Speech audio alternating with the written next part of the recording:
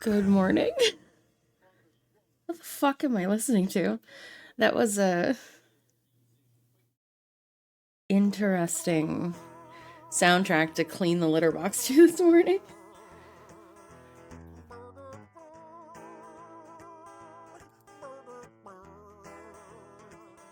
But honestly, it's perfect for the style that I see this game in.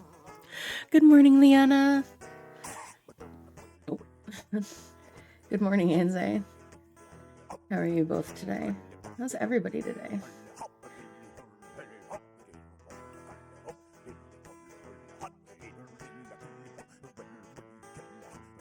I know. I love it so much. Good morning. I have to do some work. Your day off? I hope you have a wonderful Saturday. You get to just chill. Because none of my viewers want me to play fucking normal games, right? Fucking 2009, and I'm back in 1996, I think. And I'm having a hell of a time getting this working. The soundtrack is unhinged.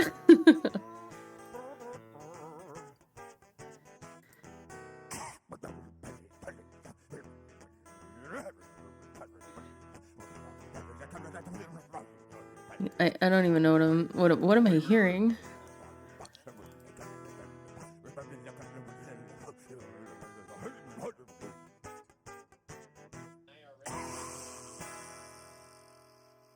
Oh, I was like, what am I hearing? My tablet is still on. I was like, what the heck is going on in my ears? Play Pong next. And how far back in the timeline can we go? I literally made that joke. I don't know if you saw the notification, but I literally made that joke. I was like, my viewers never want me to play a modern game. How long till someone suggests Pong? Okay. Like I said, am having a bit of a difficulty with getting this game to work on my completely legit PS1 smile. That's all I want. This.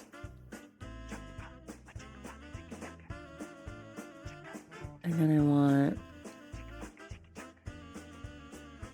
configuration? Yeah.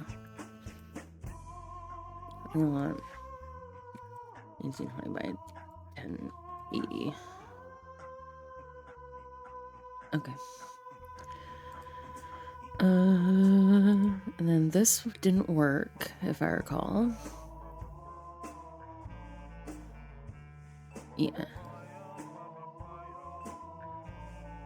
Can't run BIOS. Run exe question mark?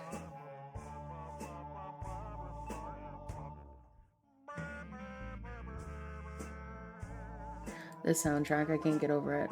I would request a game, but I don't know if it's even available to buy anymore or how expensive it is. I mean, you can put it on the list and I can figure it out. Oh, okay. I didn't know if maybe you and I were on the same wavelength.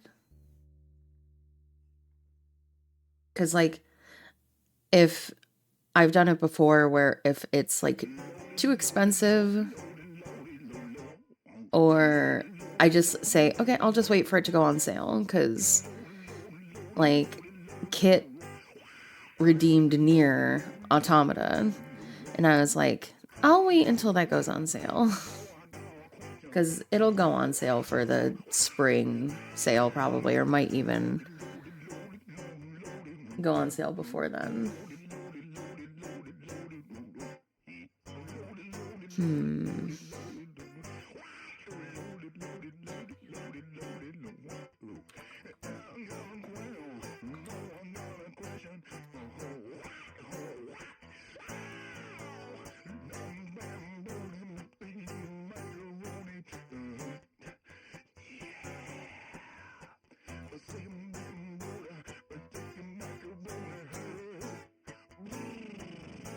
I don't want to do this. Oh, no.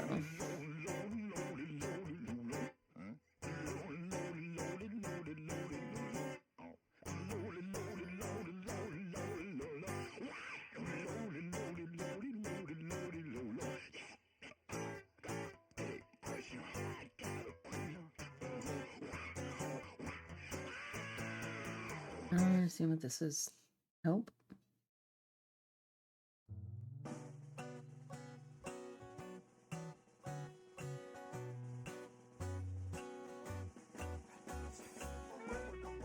Oh. Beep, beep, beep, beep, beep.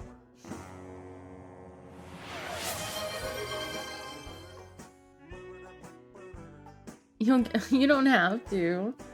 Well, thank you so much. Oh, God. Ah, I'm being attacked. Alice Madness Returns. Okay, okay. Absolutely. I think I saw someone play that ages ago, like over a decade, probably closer to when it came out. And it looked fun. So I'll definitely put it on the list. Thank you so much, Alice. Madness Returns by S.C. Liana. On the 10th.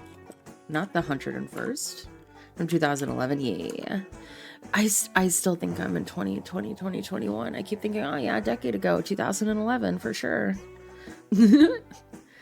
Alright. I'm hoping I'm going to be able to get this game going, or else I might have to play Tales of Symphonia 2.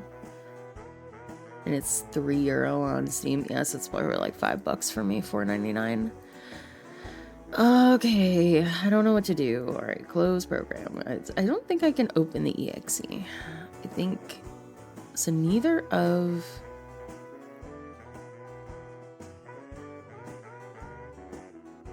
these are working. So tell me your Steam. Exclamation point Steam? Exclamation point games. There we go. Oh, I knew it was one of them. It's also, it was also in the Discord. But, I mean, not that you knew that.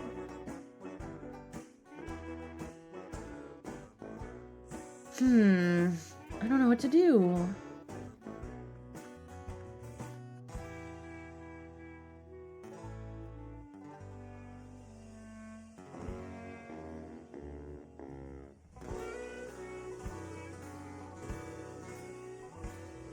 Okay, it says for... Okay, so maybe I can't run it on this. Okay.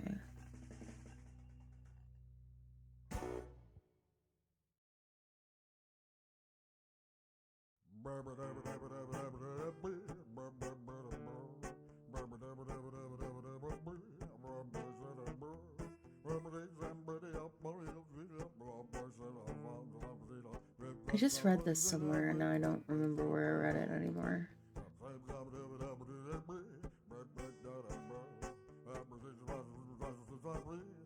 Oh, Scumvivi.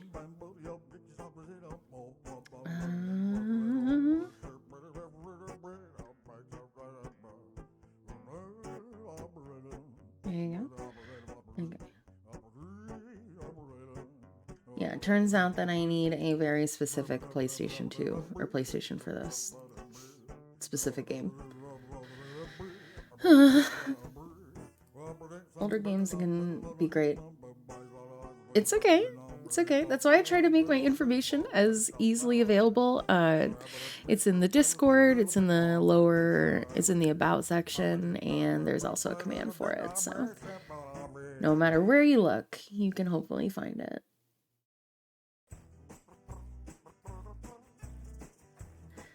So I didn't really do anything last night. Again, like having the cleaners here means that I don't really have to do anything other than like cook and make sure that I keep up the cleaning.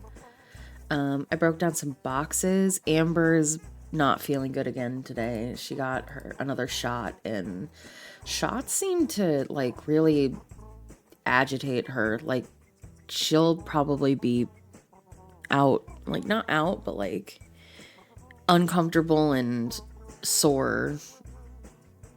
Like she didn't stay in my room at all last night, which is very abnormal. And when I got up to make breakfast, I looked around and I found her on the couch. So she's unhappy, to say the least. Okay, so I need to pay attention. What the fuck am I doing? Okay, so downloads.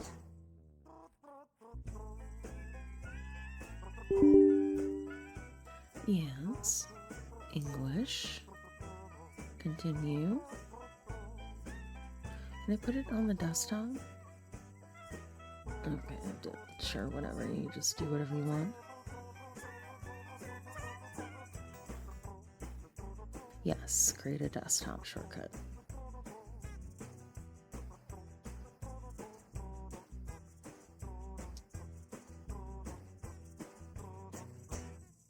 Don't need to view the manual.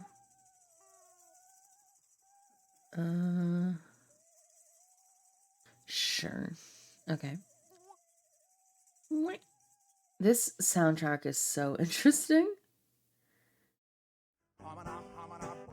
It's an interesting little backdrop while I'm trying to do this.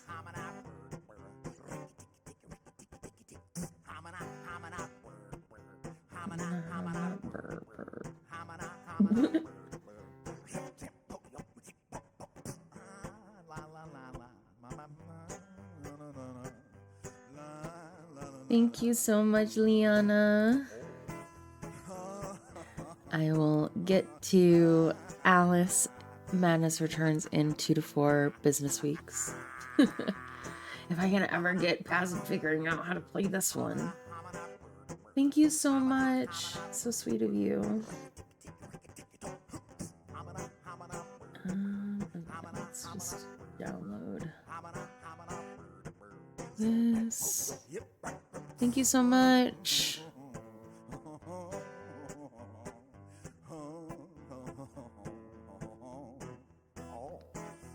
Oh. I might have just disappeared. I need to see my desktop real quick.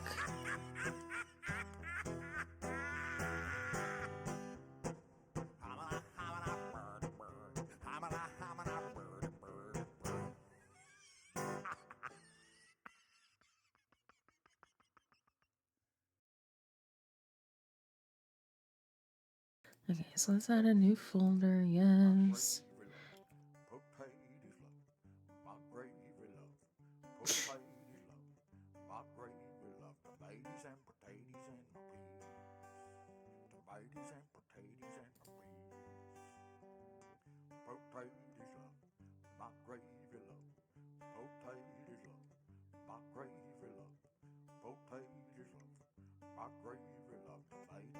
Thank you.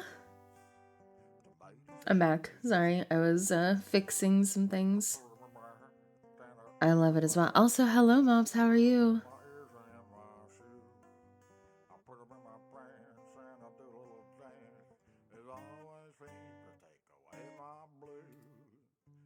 Okay. Oh,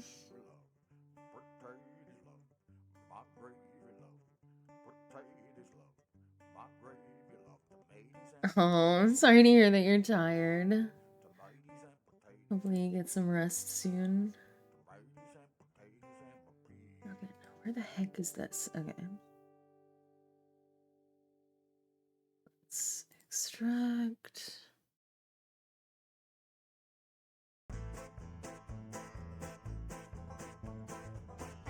Why? Why is the world like this? Okay.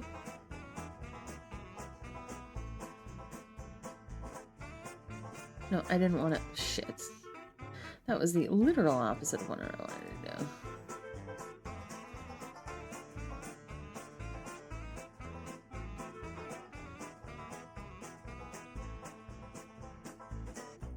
Huh? Oh, okay. I guess that worked. I don't know why.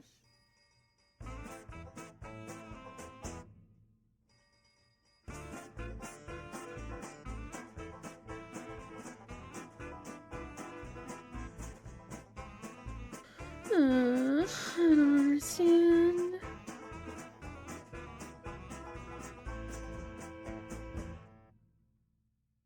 So we'll do that. My desktop. Games. Paste. I don't know. Okay, sure. Add a game. desktop. Okay, so it's... Okay, so how about just my downloads?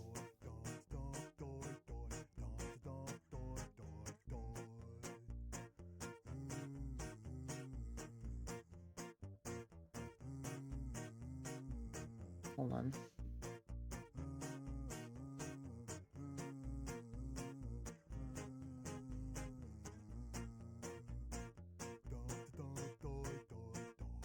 What am I?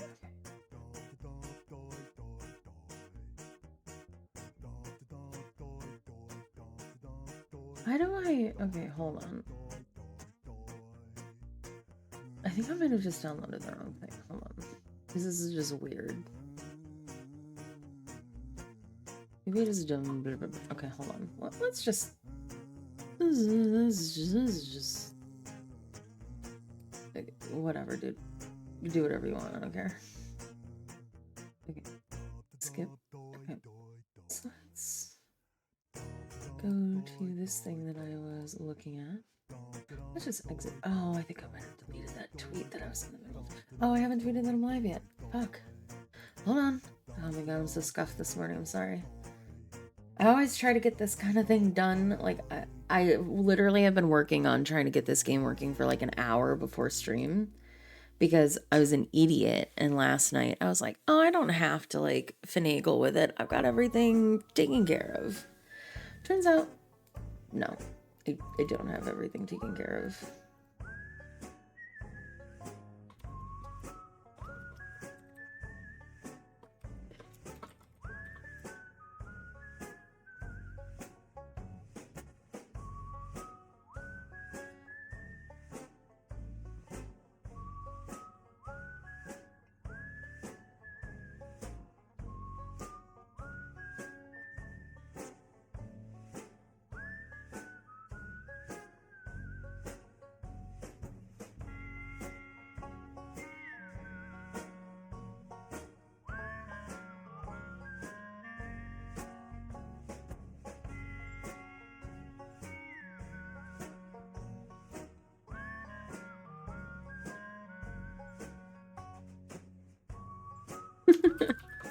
What an apt description I just came up with.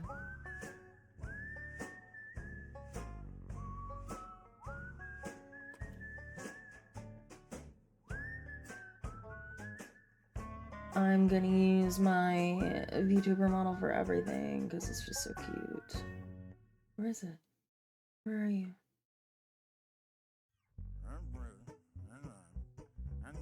Oh, there I am.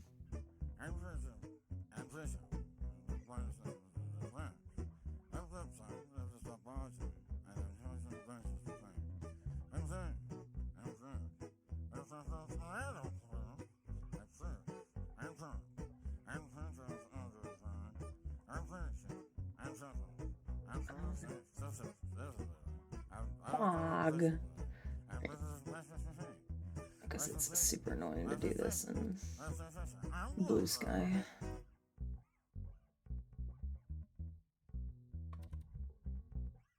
If I don't do it before I paste.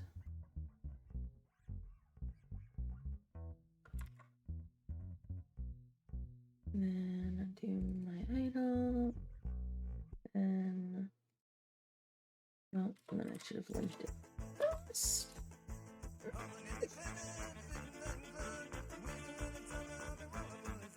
I have everything under control.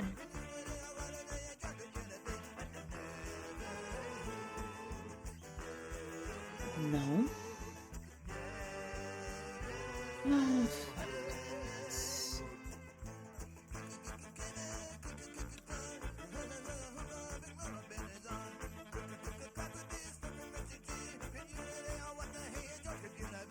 There we go.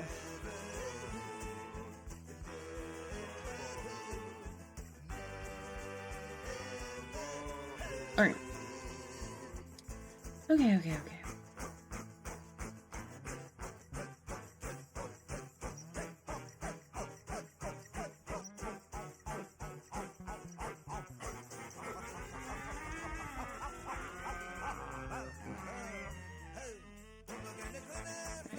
How to play Neverhood.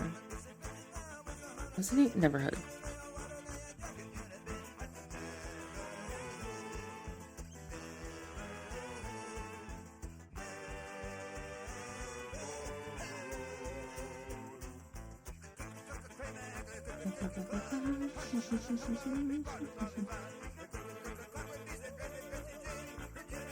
Okay.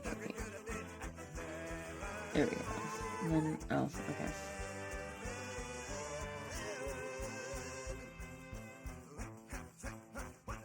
Hey, Kipta, how are you? I'm struggling this morning because my viewers love to give me complex problems, i.e., figure out how to run a game from 1996 in 2024. It's like, please, I can't. And I feel like this. What is going on?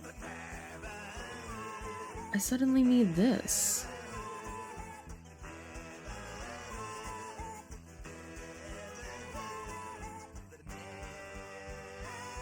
Huh? Like,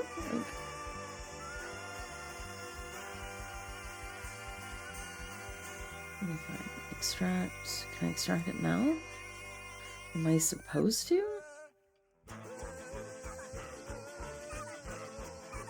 This is why I need Midgard here so he can coach me through this.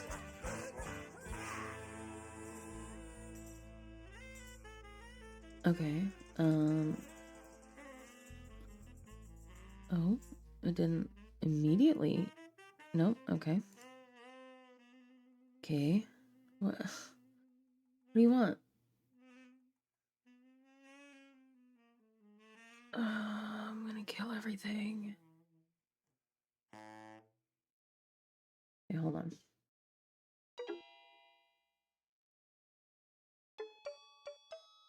Lousy method.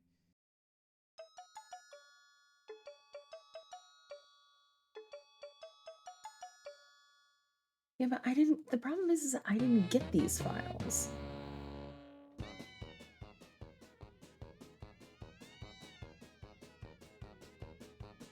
What time is it? Okay.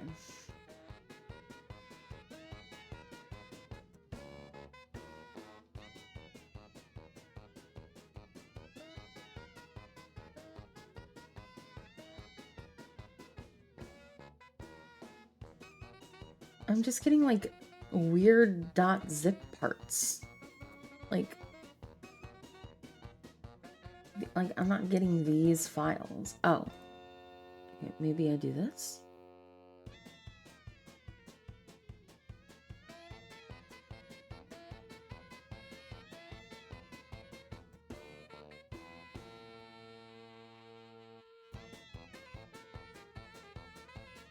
Oh, okay. I think I might understand what was happening. I didn't have the full files yet. Okay. I get it.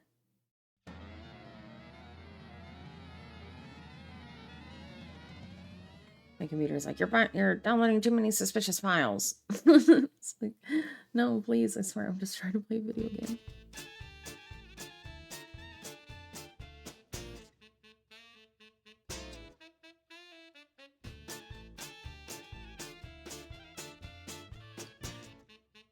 Okay, I just have to wait and be patient.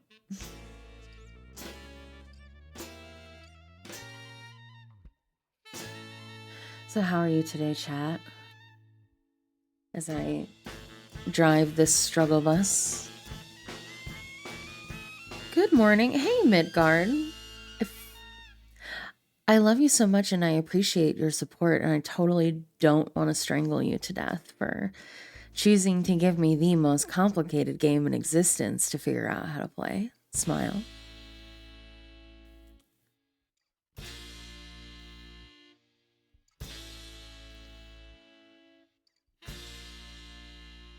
Yeah, well, I'm gonna maul you.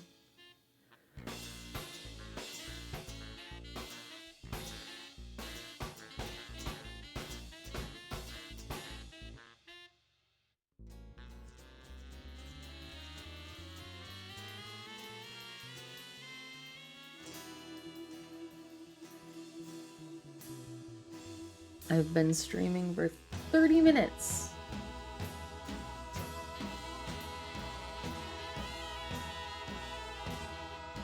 I am a feral druid. Totally not a resto druid for sure. I am a feral druid.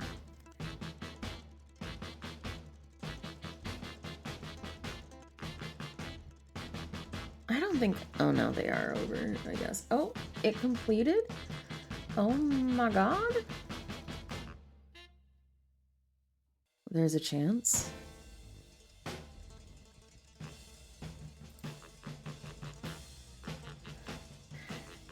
Yeah.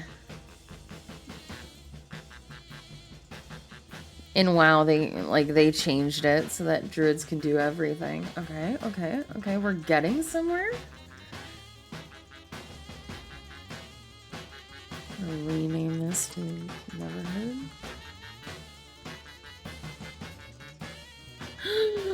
Oh my god.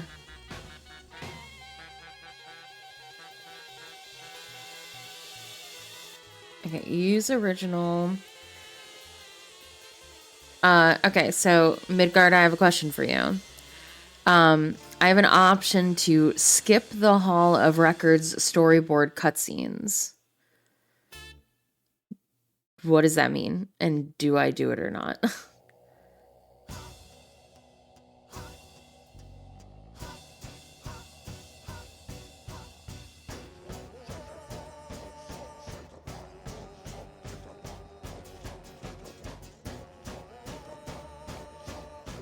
You have 30 seconds. If I recall, that's just skipping the story cutscenes? Okay.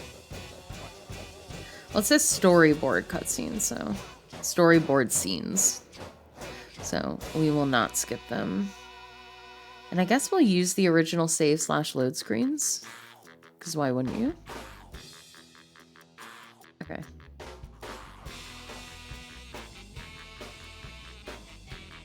Oh shit.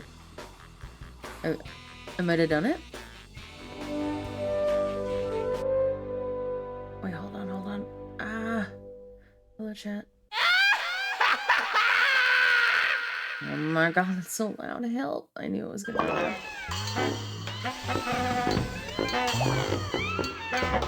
there. They're not tough. This one was just a little bit more complicated than normal.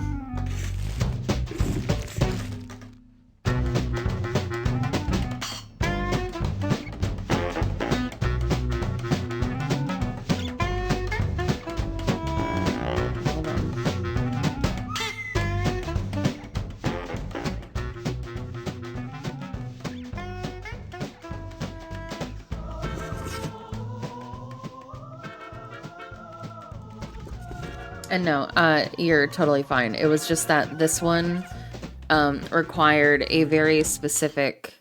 Oh, wait, hold on. Help.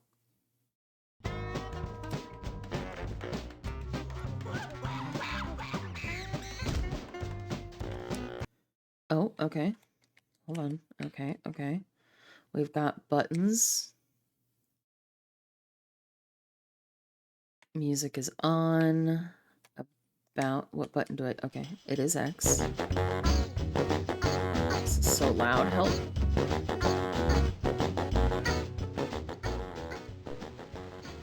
It all started in 1988 with an art show of mine called A Beautiful Day in the Neverhood. It was 17 paintings that depicted a little clay city with little clay people running around in it. Years later, myself and my team found ourselves at Steven Spielberg's house pitching this idea for a PC game, and DreamWorks Interactive loved it.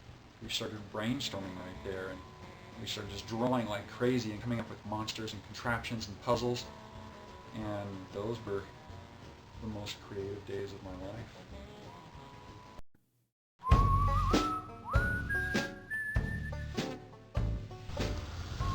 The story of the Neverhood is basically taken from the Bible in the account of creation and man's fall from grace. Really? As claimant, it's up to you to use your free will to decide between right and wrong. in addition to that, you have to figure out who you are and what you have to do to reach that decision point. Clayman as a character is an innocent, but two questions to ask yourself when designing a new character are, is he funny or is he scary? In the case of all the characters in the Neverhood, Clayman, Willie, they're funny. But in the case of Clog, they're very funny.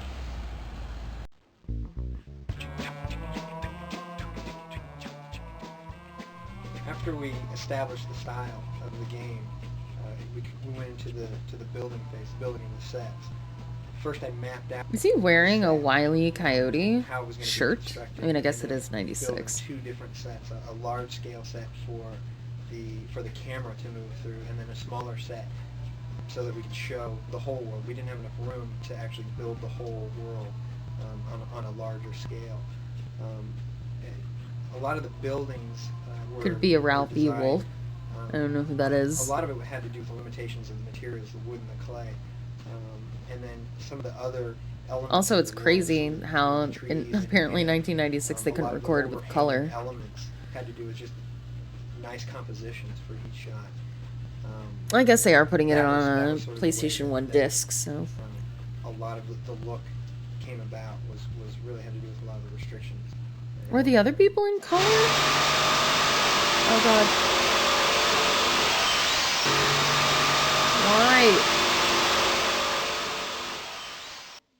I'll save you, chat.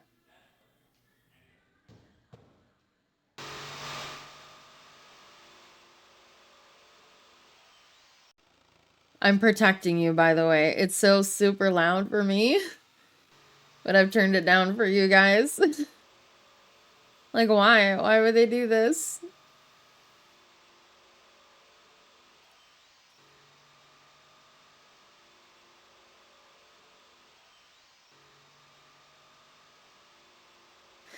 You're looking at them set building things for the game. They're like, they're sawing wood and doing craft things for the physical set of the game. Because this game is in claymation. Oh, God. Oh, yeah, please give us sound of them vacuuming.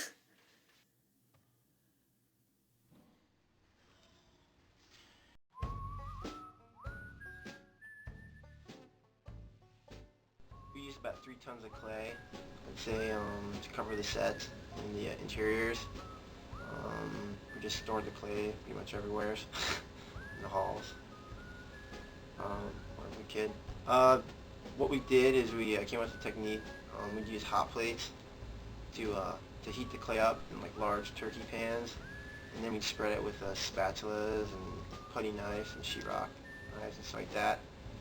The colors that we had to mix, we'd get a sample on paper, and then we'd try and match it as close as we could, or I'd try and match it as close as we could, or whoever.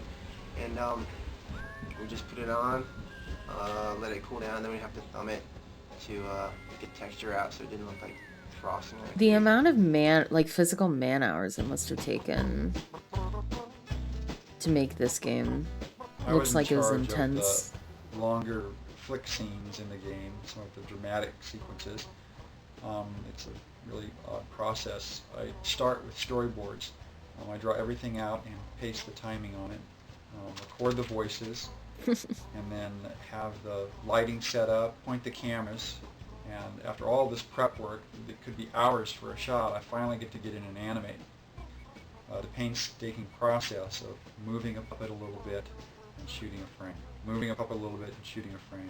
It comes up to being about 15 frames per second. Wow, 15 whole frames? The way that we approached the first-person movement was to build a track system out of wood. We looked into other systems, motion-controlled camera, and 3D generated artwork, but we wanted to stay away from all of that. We wanted to kind of go the low-tech route.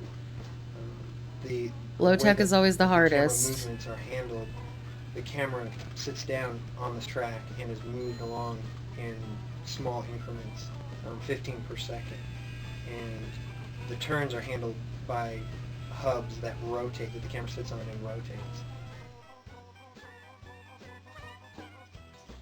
4 liters of fruit punch soda in an hour.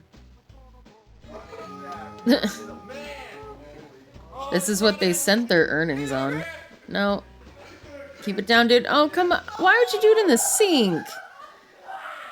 What? Oh, okay. I'm sorry, chat. I didn't think that they would show that. Okay, gross. My role in creating Neverhood was to do all the puppet animation, the interactive puppet animation, where you are controlling Clayman or any of the other characters. That's the animation I did. This is what they spent their hard-earned workings on, or earnings on, is they bought Fruit Punch and just to throw it all up. And they did it in the sink when the toilet was right there. What an asshole.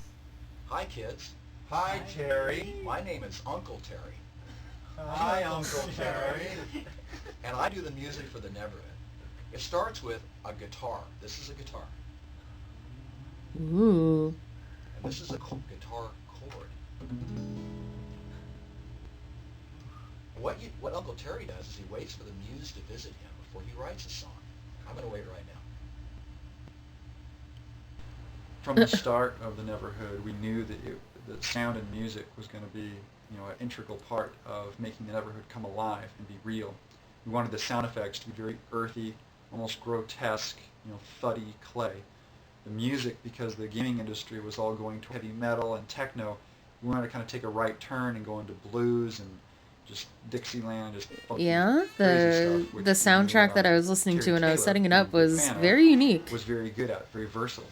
He did a couple of songs, they worked out very well, and well, he got hired. The voices of the characters, we couldn't afford any more voice actors, so we all did them ourselves. And I did Clog and Hoborg and Big Robot Bill, and Mark Lorenzen did Billy Trombone. Clog, we would have me say something like, "I know what you're thinking and you can forget it."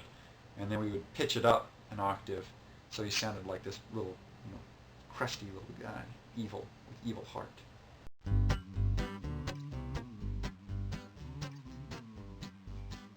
To make backgrounds for the Neverhood, you very carefully plan out how you want the room or the puzzle to look. You build it out of wood, and then you cover that wood with clay, sculpting it to look just right. And then you shoot it with a digital camera, take it into a paint program, touch it up, and build any animations that go with it. Animation Put it is right in the game. actual literal magic. I watched a little bit of Gillette I'm a recovering animating me, and I'm proud this of it. model that I'm using. I still don't know how she did it, and I watched her do it from start to finish. Worked on Basically. resource Is that a picture of compilers and Nixon just pixels and bits and on his wall? pixels and bits and You deserve to have things and thrown I at you. programmed and I slept a little bit once in a while, but mostly I programmed. Get back to work. When we first decided to make a video game using a bunch of clay and sets, I was really excited because that sounded like a fun thing to be in on. So we brought in some carpenters and they started building these wood sets, and I wanted to help, but I had to set up a network and write some animation tools for the artists. But then they started playing the set, and I thought, yeah, this is going to be fun. But I had to write a sound engine for the game and work on some of the first-person puzzles. And before I knew it, everything was built, and they filmed everything, and I hadn't gotten to have any fun. Just the artists had fun. The programmers, we worked in our offices. But they got to use computers. In fact, this is Doug's computer right here. He used it every day. He got to use computers and play with clay. I was stuck using computers. Oh, no. You Mr. leave it. Doug Nagle, this is what I think about Stop that. it. No.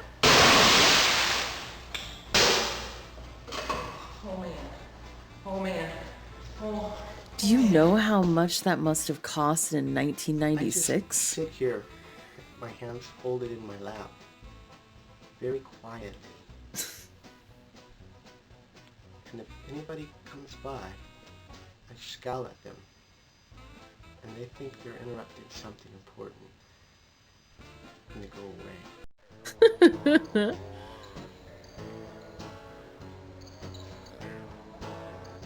Every at-home or worker who has to get into a meeting.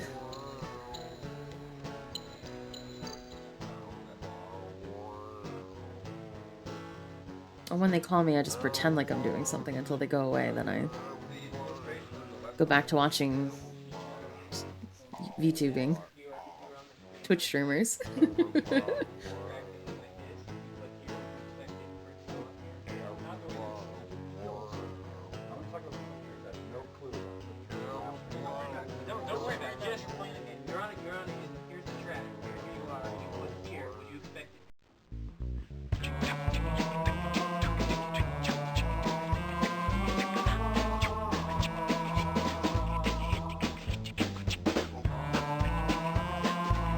Oh, look at that. That's so cool.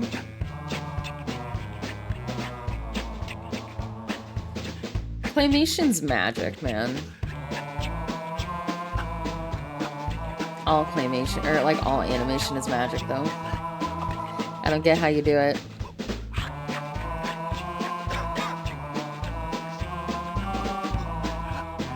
I don't understand how non-artists take art and turn it into something that moves. Like, you know, those animated graphics that VTubers will get, or like, I mean, you know what I mean. And it'll be a static image that's drawn by somebody else, and then somebody will animate it to like the hair will go back and forth, and the character might blink, or, and it's like, how did you do that without drawing anything extra? That's like how I don't understand how like only riggers do it. Like, how do they get stuff to move on a static image? It's magic.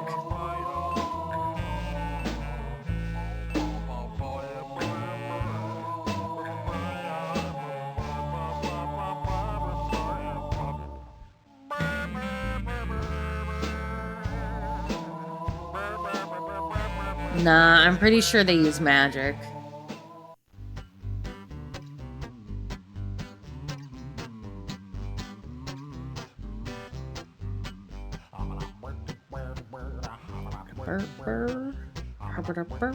That's my favorite song on the soundtrack so far.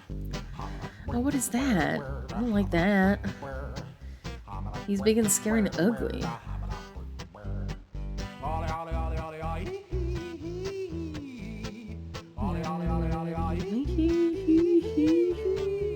Oh, hey, look, it's Disguised Toast.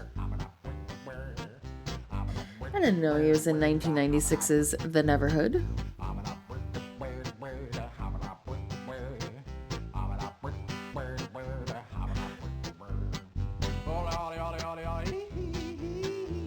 Yeah, it was very unique. It was an interesting soundtrack to listen to when I was cleaning the cat litter box this morning.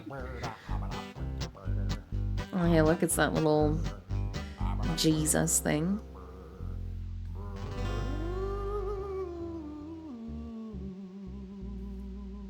Or whatever it is. Is that Jesus? It's not Jesus. What the fuck am I talking about?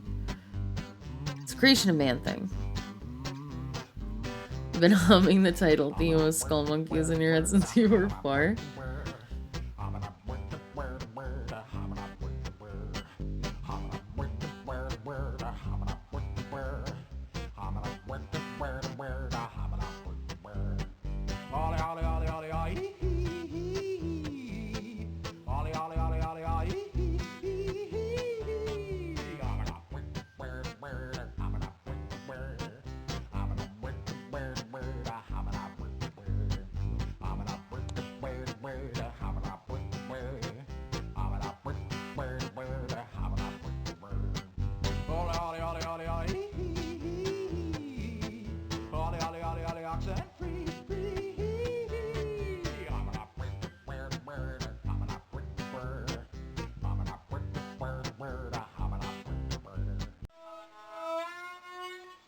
I did it.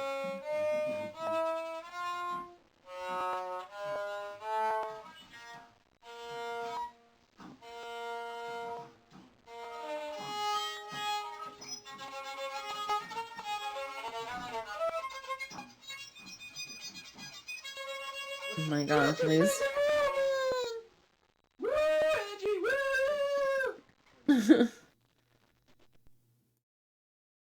Well, that was fun. Need to close some of these tabs now that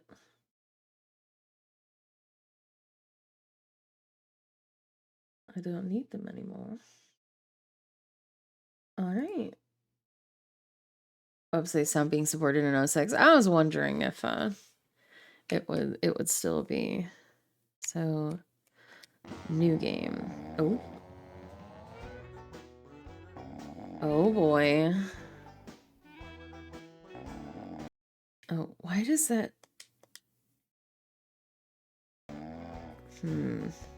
Okay. Save. Or I guess what? Okay.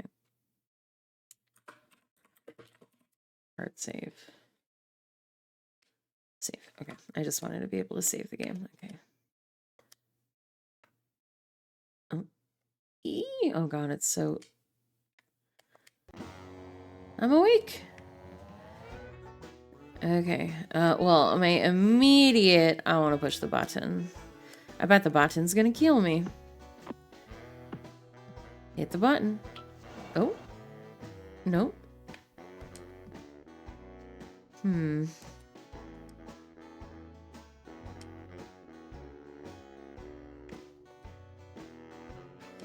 How do I...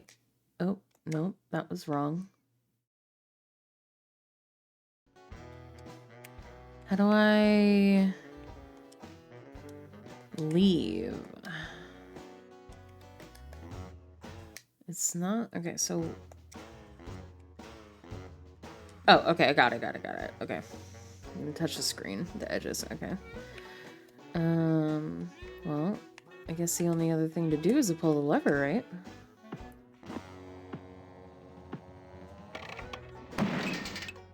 Oh.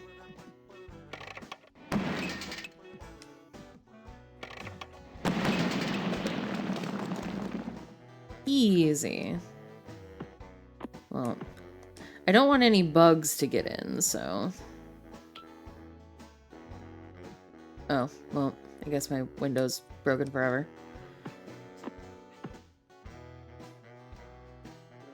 Ooh, spooky.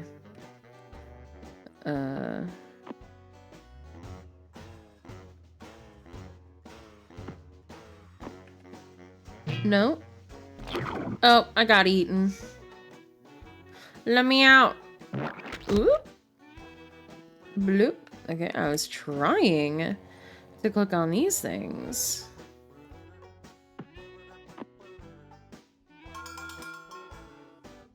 Yeah.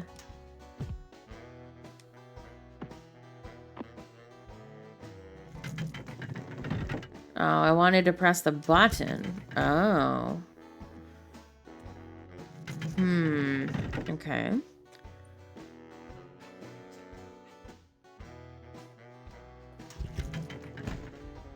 I think I understand. I think I have to bring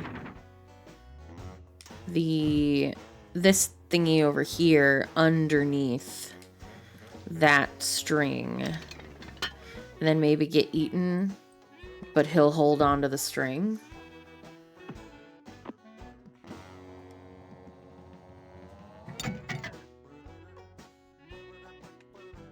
Okay. Can I pick this up?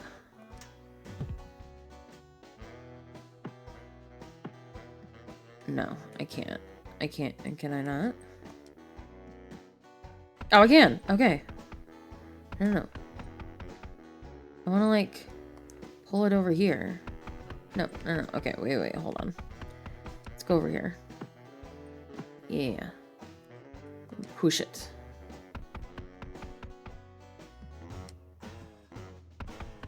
It's so nice of them that they, made it so that it wouldn't stay over there, because otherwise you wouldn't be able to get onto the other side anymore.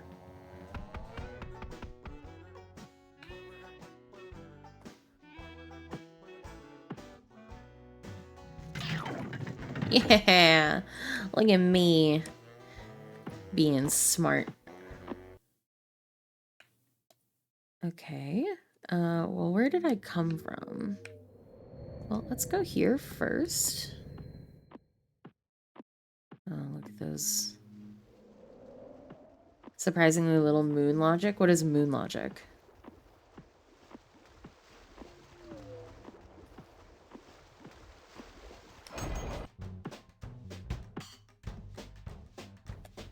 Okay. What's this? Oh, what's mine now? Oh, when they're completely nonsensical. Okay. Okay, so...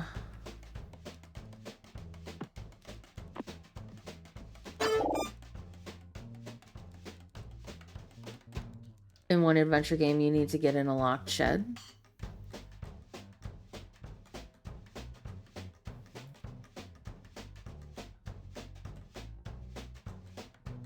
Okay, I see the completed thing, and then...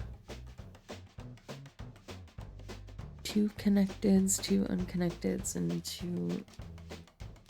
Okay.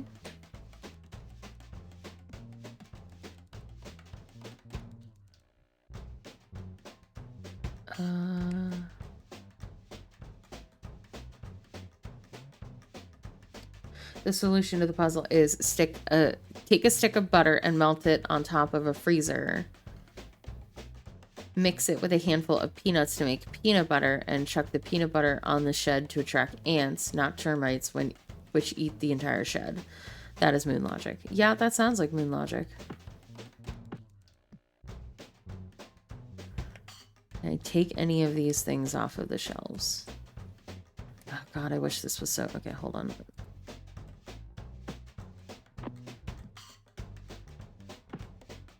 Oh, what is this? Thonk. Okay. We're big thonk.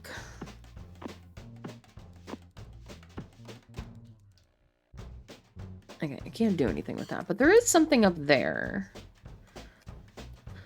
that it doesn't look like I can get to right now. What did I... Is there a inventory? Because I put something inside of my chest. There's a TV. I saw it. But I can't move any of the objects. Oh! Oh.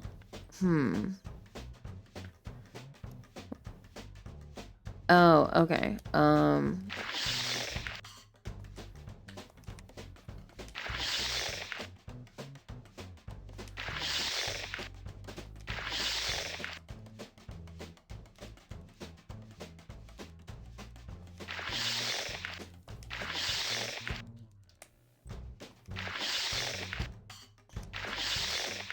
I don't understand what I'm doing, though, to be fair.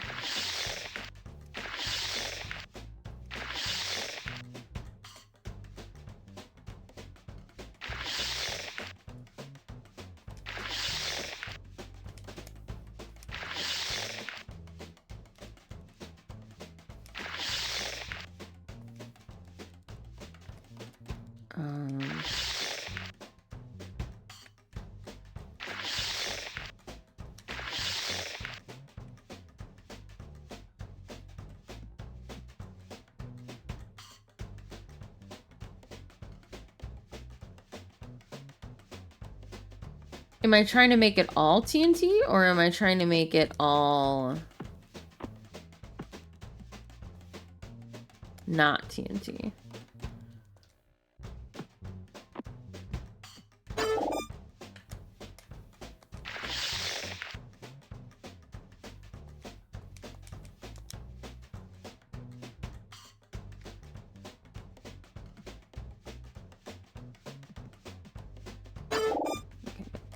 Can't change these two right now.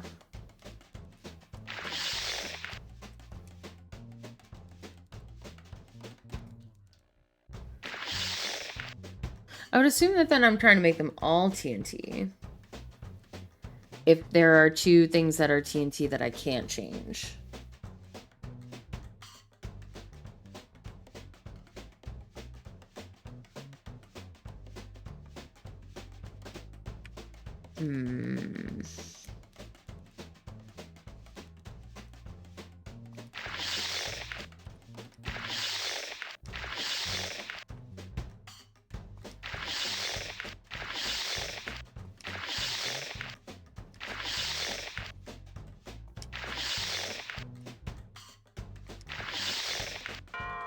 Oh, okay. I was trying to make them all TNT.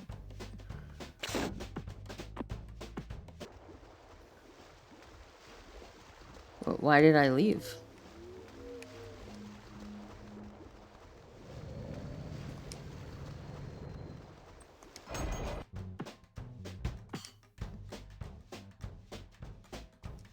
Okay.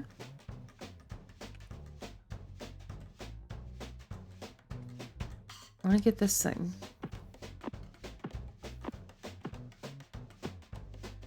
Bonk. Okay.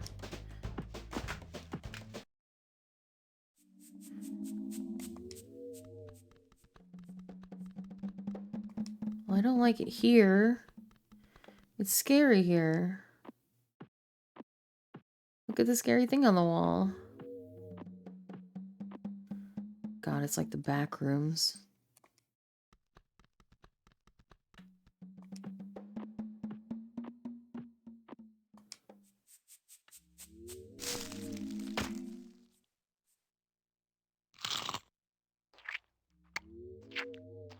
Thank you.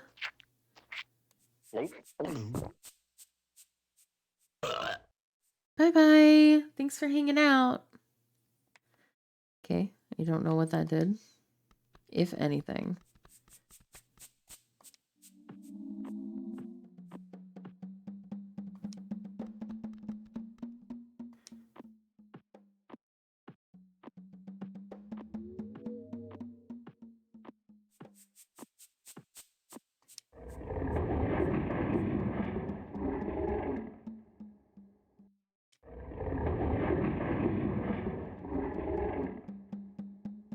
Okay.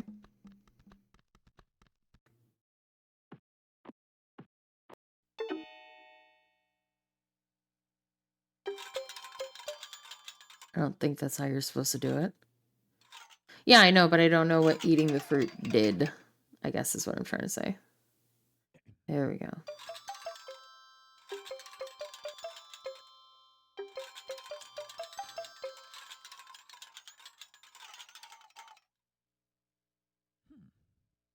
Bonk. Oh.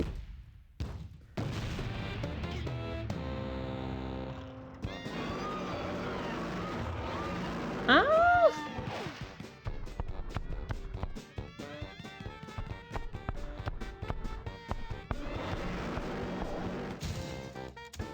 Nice job, idiot.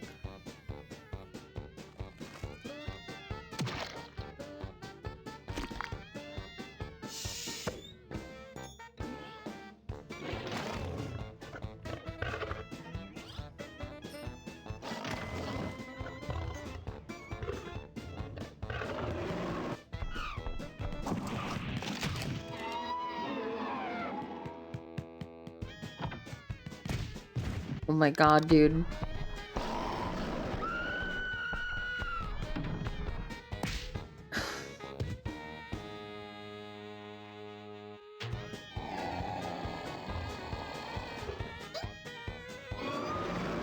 It definitely you could see that it took inspiration from like Looney Tunes.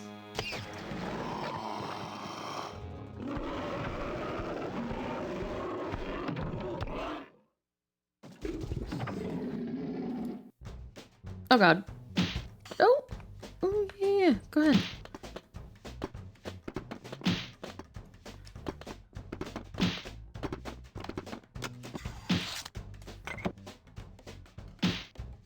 Come on in, buddy.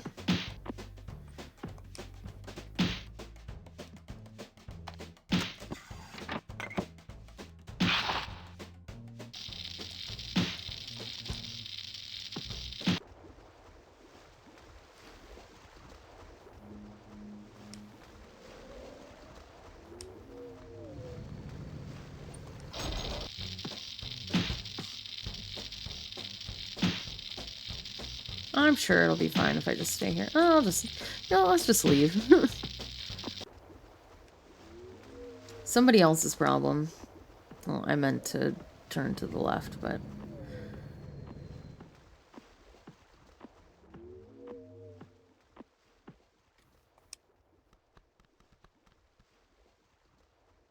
I have to do something else?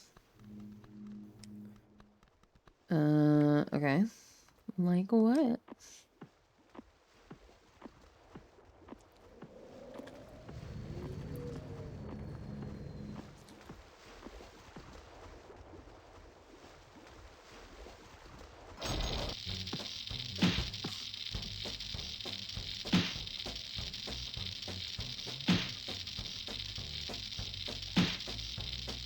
Oh, do I push him?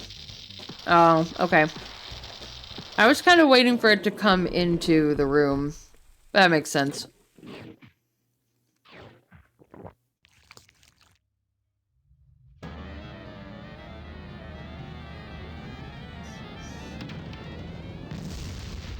Oh.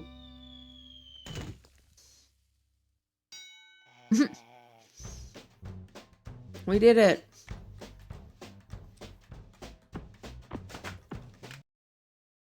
Well.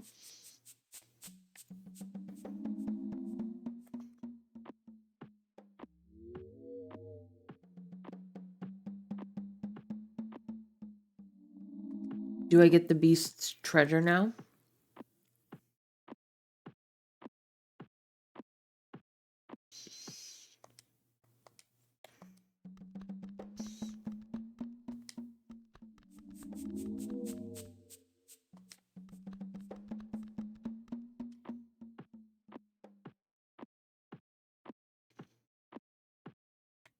What's this? Ooh.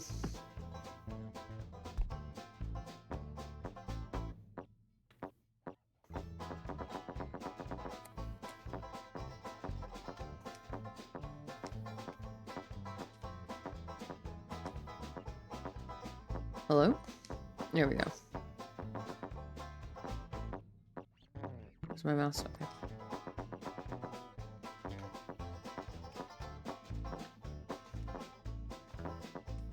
Okay.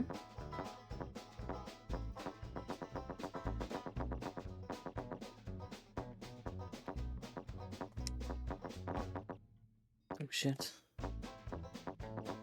Oh wait, no, no, no. Asshole. Okay.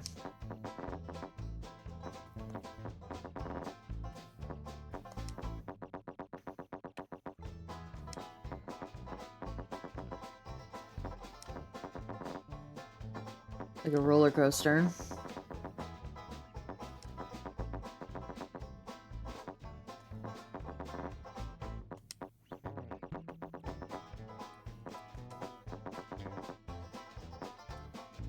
No, no, no, no. There I go. I pressed the button.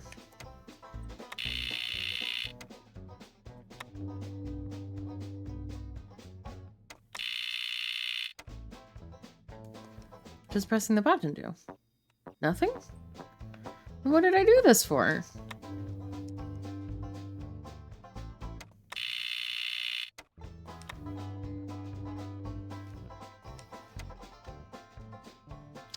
Fine.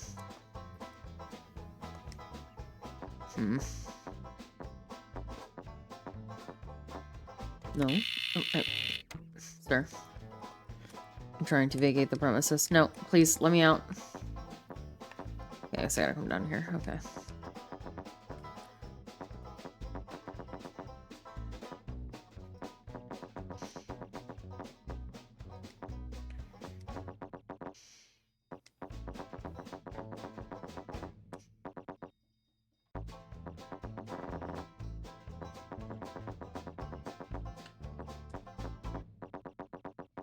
Oh, okay.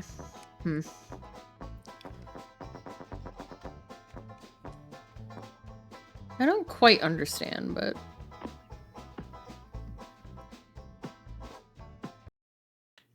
Why was the weird creature guarding that?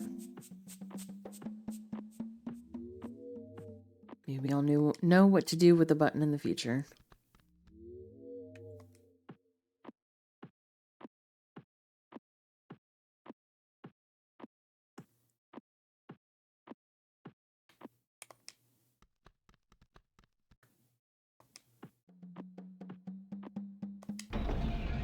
Oh shit. Button?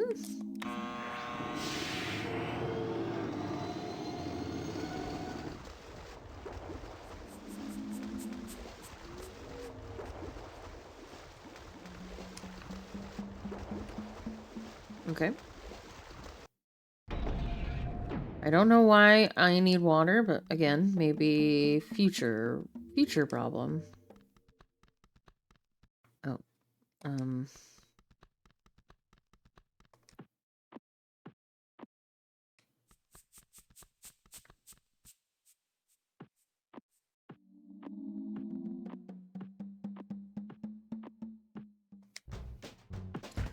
so we have a car that leads to a button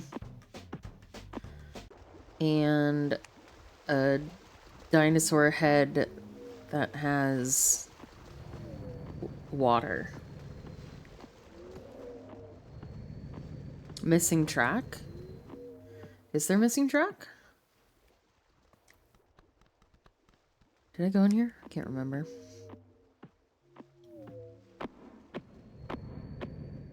Well, this is spooky.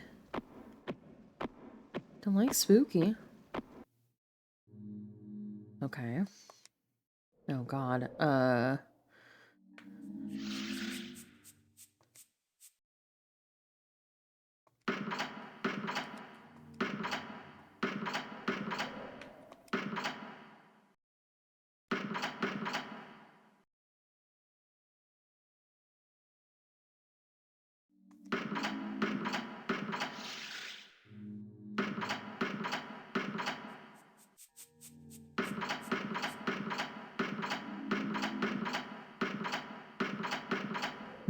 Okay. The path to the right for the cart was missing. Was it? Okay, is this another, like, I can't do this yet? God, it's so dark.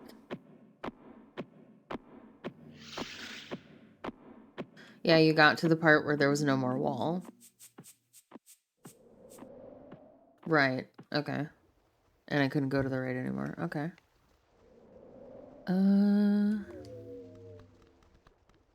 Is this where I came from, or?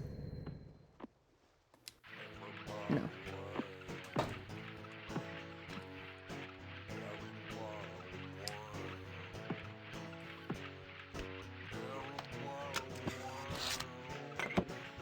I don't know what that is. Is there an inventory button?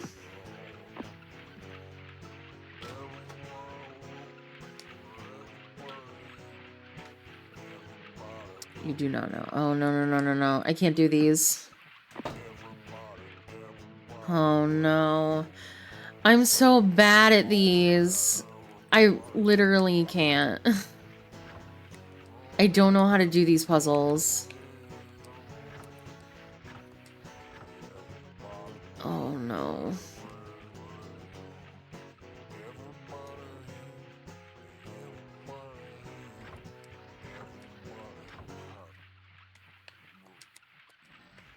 Because this one doesn't move, right? Oh. Oh, no. Oh, no.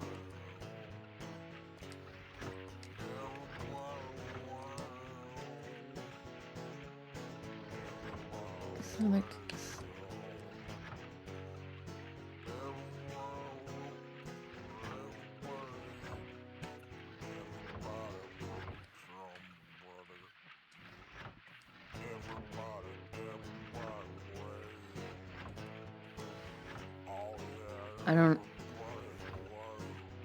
I don't even know what I'm supposed to be making.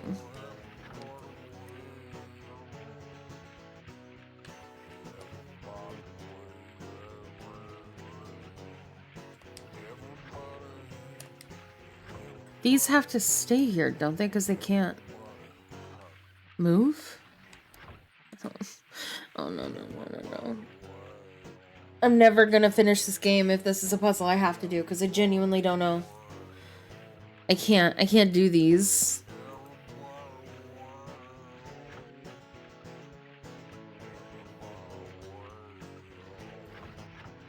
Because these can't move, right? So they have to stay here?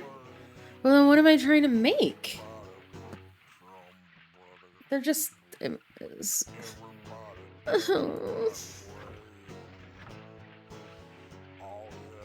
I don't Can I? Oh, I can. Okay, sorry. Usually with puzzles like this, I thought that one of the pieces was stationary. Okay. So does the blank one go in the middle?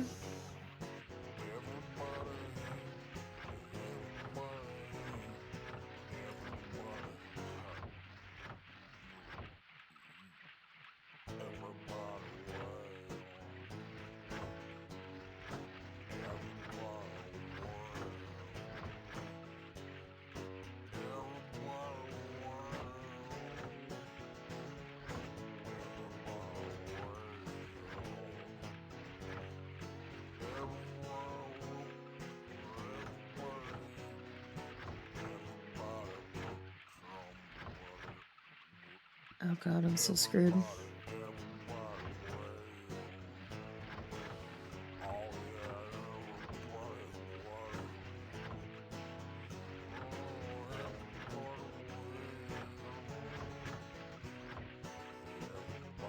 Oh no no no no no no no no no no no no.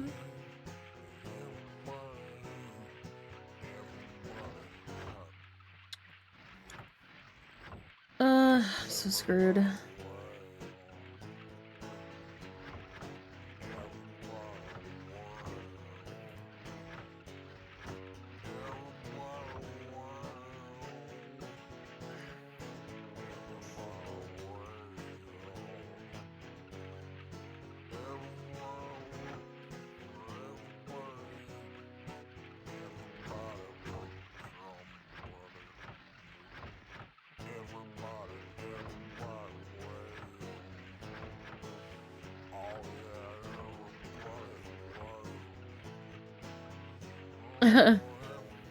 Oh, absolutely. This is a puzzle game. I was told this. Oh no, I can't.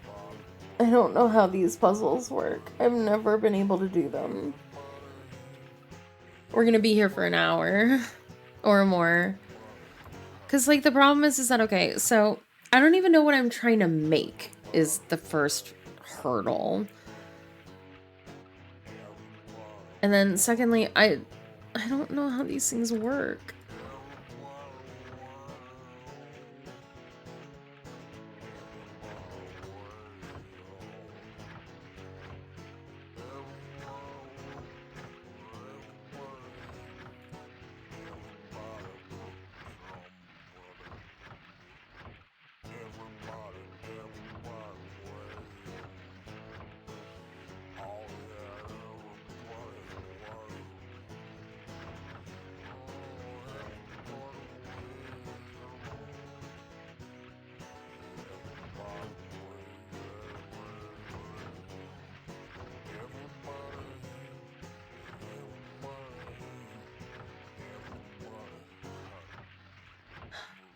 Um,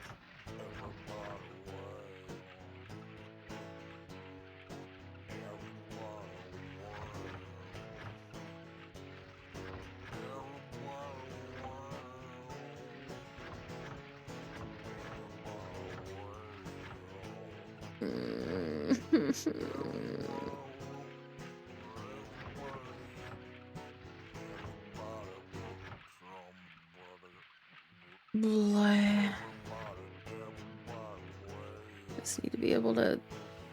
Looks like blank block needs to end up in bottom middle or top middle.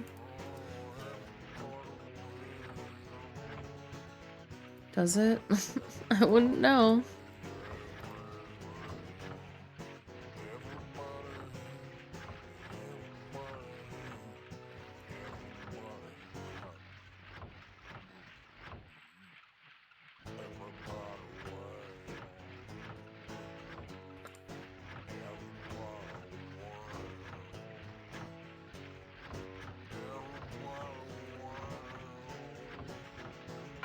Oh?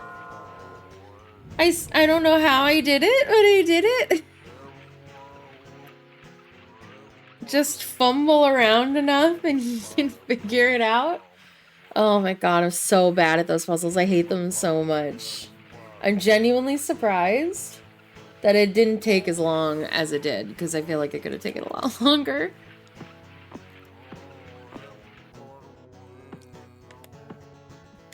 I'm not a genius. I just fumbled around until it worked. I wish I knew what I was collecting, cause like I don't know what I have right now. Oh, apparently I have something.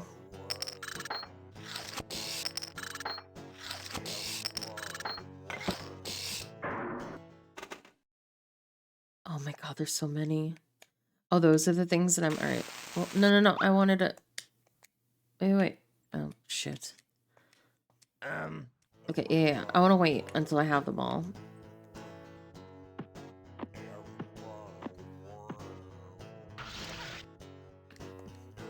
Yeah, that makes sense. God. Button, help me. Oh, okay. Lights are on. Oh, nice. Okay. What am I looking at? Does it change based on if the lights are on or not?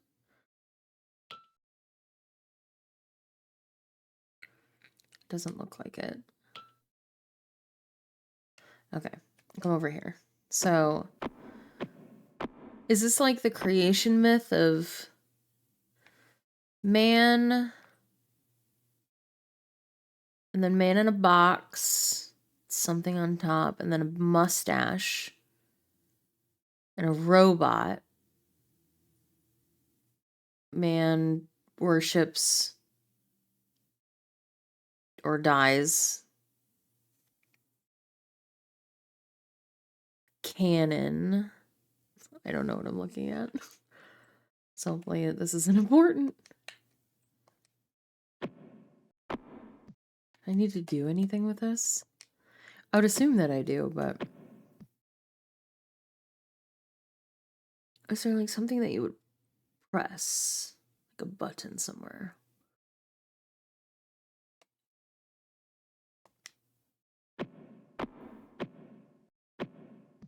I fire the cannon. I don't know.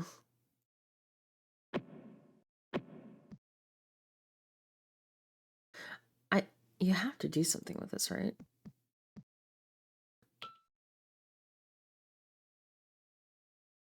Why else would it let you in here? But what do you want me to do? I can't go any farther.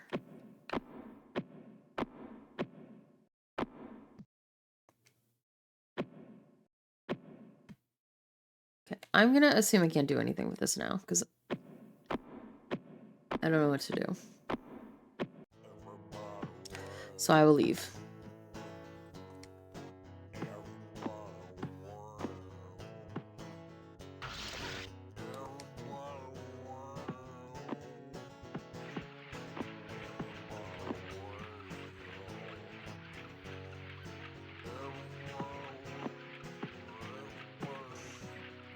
Let me out. Okay. I have to press the button and then I leave.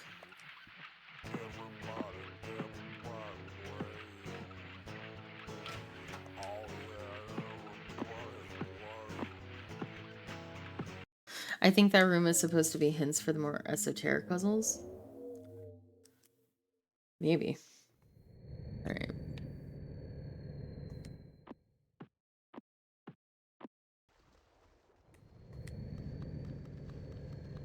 That's where I came from.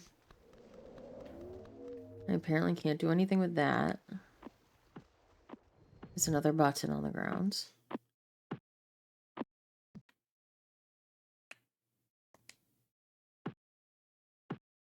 Okay, can't do anything with that. Oh, okay. So, water.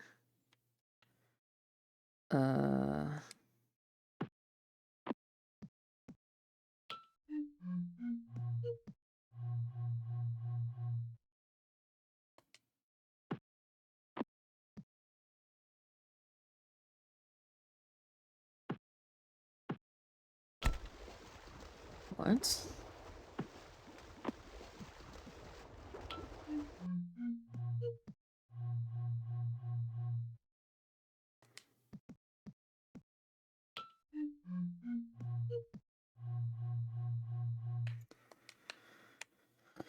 Okay, I'm leaving because I don't understand what I'm supposed to do here either. I can leave. Okay, cool.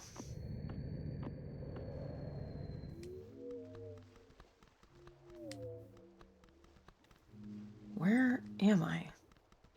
Where did I just come from?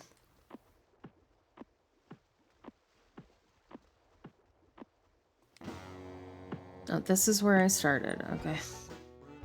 Oh my god, I'm so turned around. So that's where I came from. How did I get here from there? Where am I? Wait, didn't I?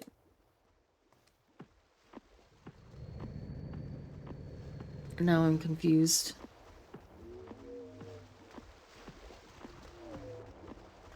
Yeah, this was the... Is there anything? I can't remember. Oh god. Yeah, there wasn't... Okay, there's literally nothing here. Then where did it come from?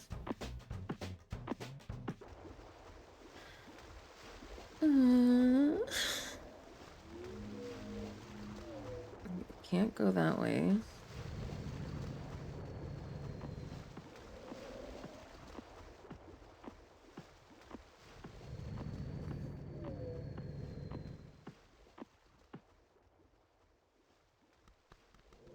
That way it's nothing.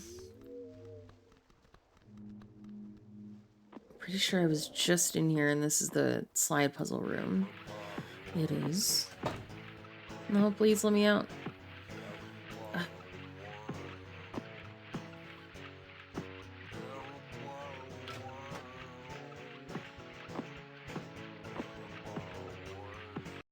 Okay.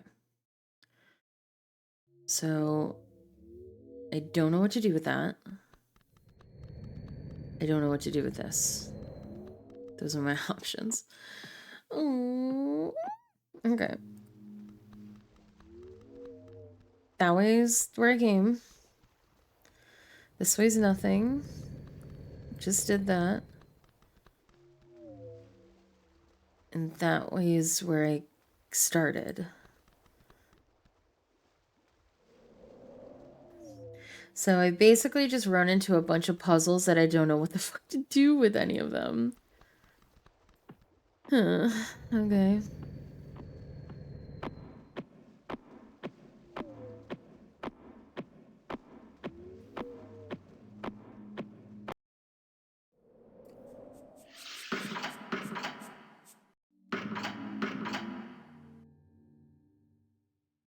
Okay.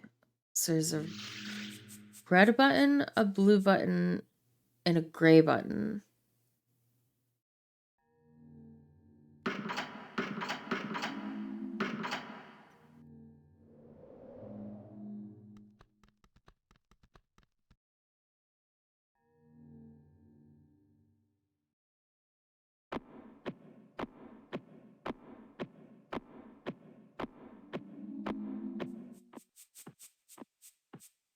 Have I seen any of those kind? I mean, there's a red button here, but I can't do anything with this that I don't think.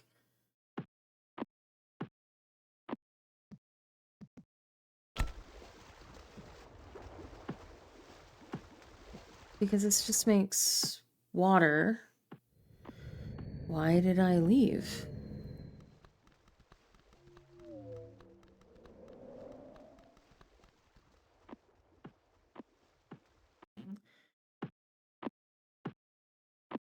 This makes water, and this makes sound.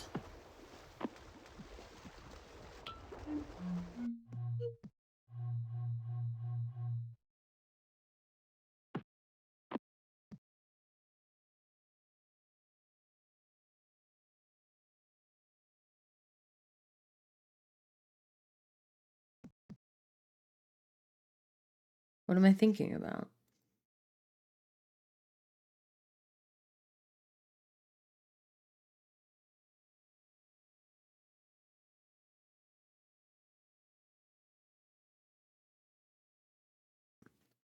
Midgard, I need a hint. I don't know what to do.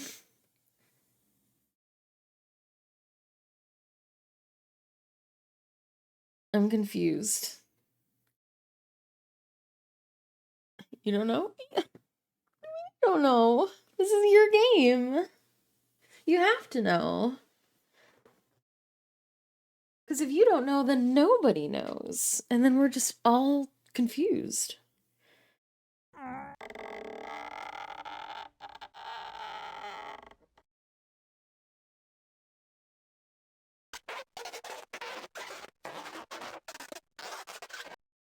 Okay, I'm looking it up. I'm confused.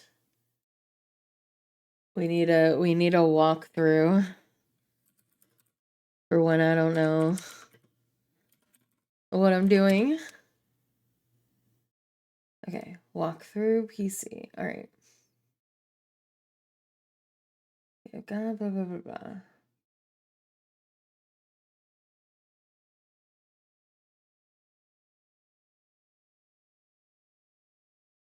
What? This is such a weird way to write a guide.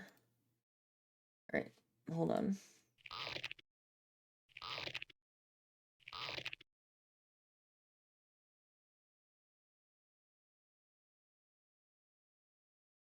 Okay, hold on.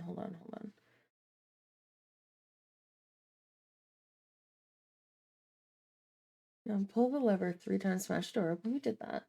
Walk through and jump down into the fly trap. When you get out,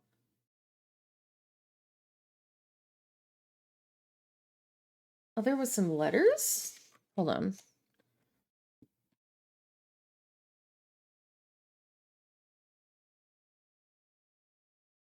Okay, it says, climb back up. Stop it. Apparently I could have climbed down the ladder for some fun things, so we're gonna go do that.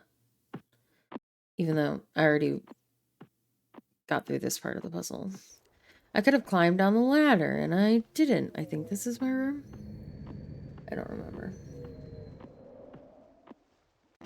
Yes.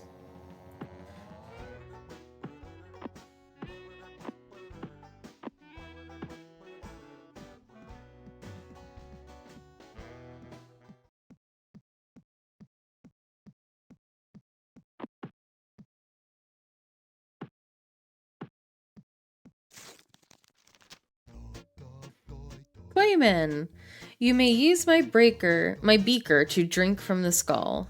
I am a hoophead, Willie.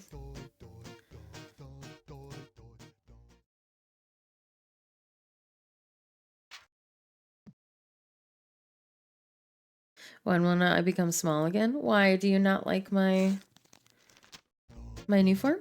You may have already won 2 bricks of clay, Willie.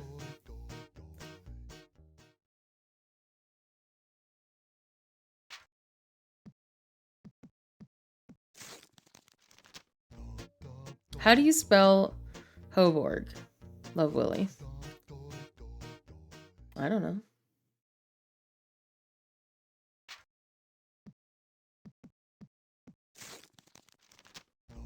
Send this letter to 3 friends or you will fall ill. Oh my god. I just got a flashback to the past. Fucking instant messenger change.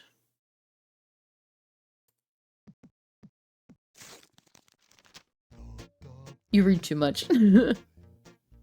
Yeah, well, you write too much. Don't write me letters if you don't want me to read them. You read too darn much. You write too darn much.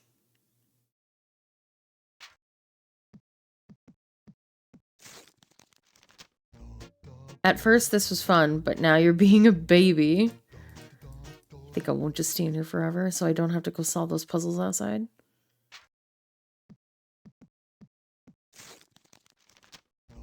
Maybe because chat could throw small Celine like a football. You could try. Still no mail. Yeah, because this looks like mail to me.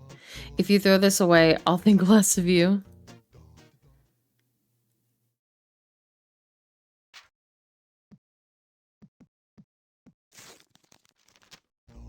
Hi, chum. My head has a hole in it.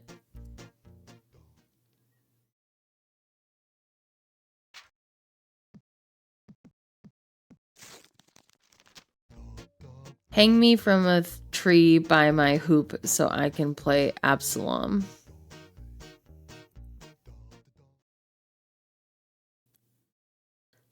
I don't understand that reference. You may have already won 2 bricks of clay. I can't throw away dreams. Watch me.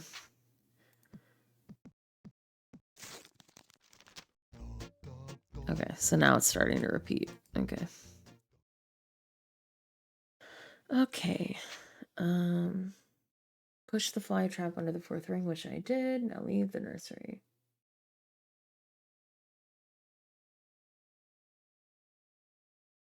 I did this.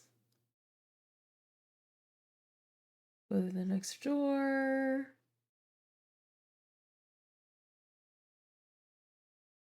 I did that.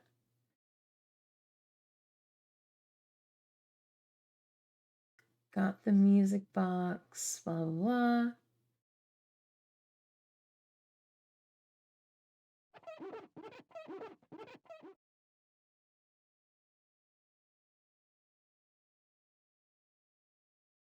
Okay, hold on. It says, return to the music box and walk through the hole in the wall, which I did. Get into the car and around the spiral, press the green button until you hear a foghorn sound. I don't know if I pressed it enough. I feel like I pressed it a lot of times. But we'll go back and we'll see. Absalom got stuck in a tree when fleeing a battle and when killed by having 3 darts tossed into his heart and then being stabbed by 10 of Joab's armor bearers. It's biblical? Oh. No wonder I don't know about it. VTuber being lost again. Don't be mean. It's a... listen.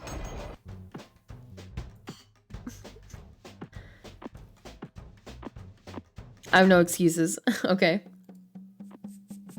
Other than be nice to me.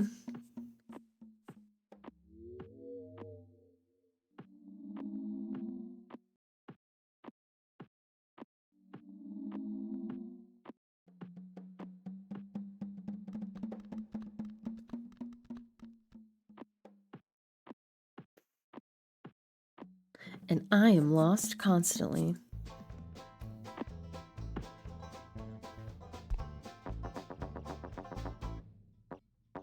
Come on.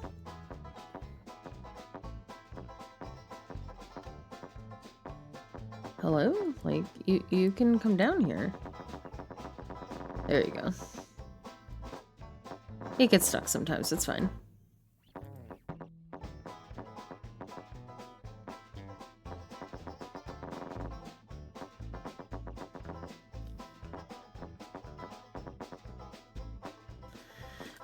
I've never seen a clay film. I've never seen Caroline.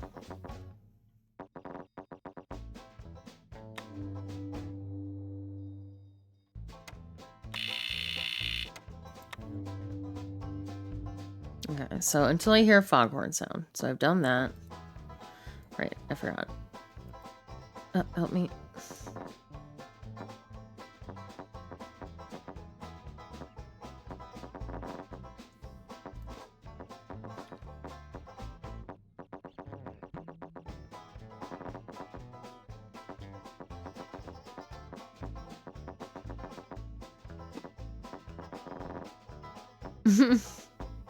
I don't really watch movies.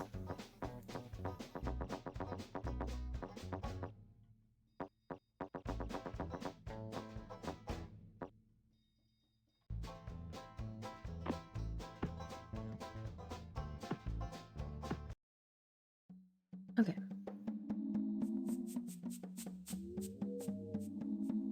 Now return to the car and walk back through the red house.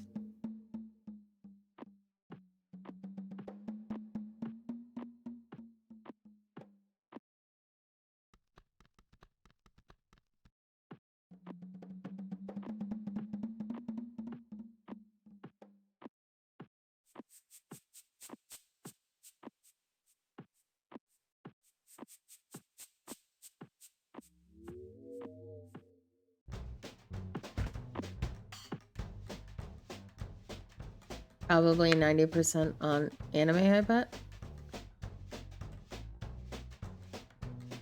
What do you mean?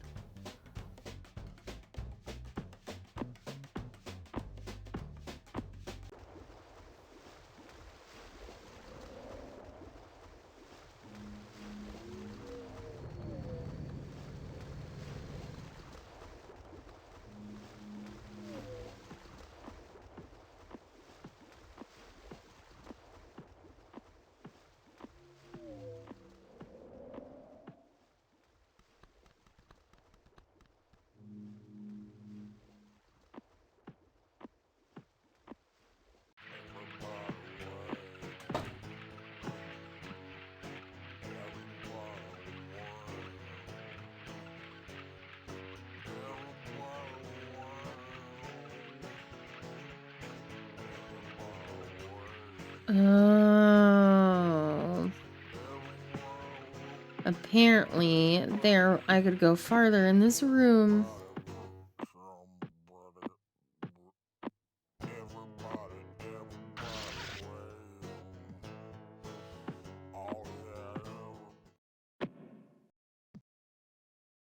Which would make sense. Okay. I'm only going to read the guide to tell me what rooms to go into. I don't want to know the secrets of the puzzle. I want to at least attempt to get those on my own. Oh, I should probably turn the lights on.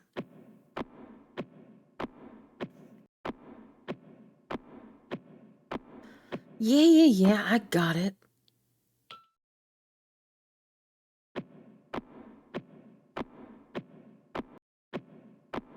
Oh, God.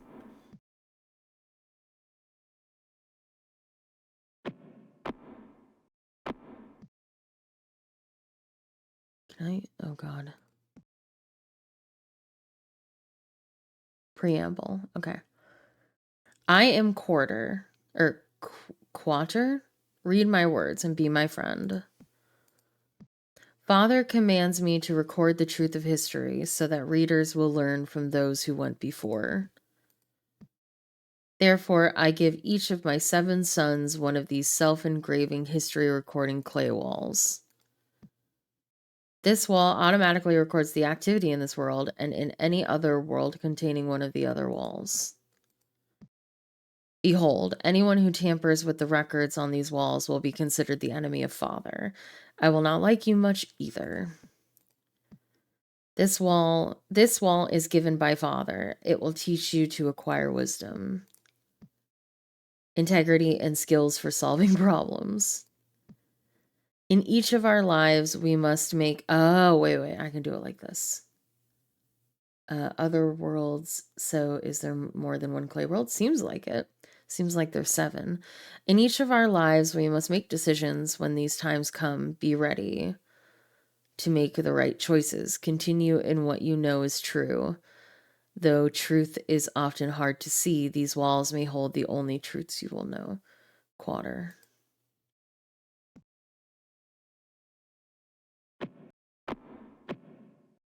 Oh God, I can go farther.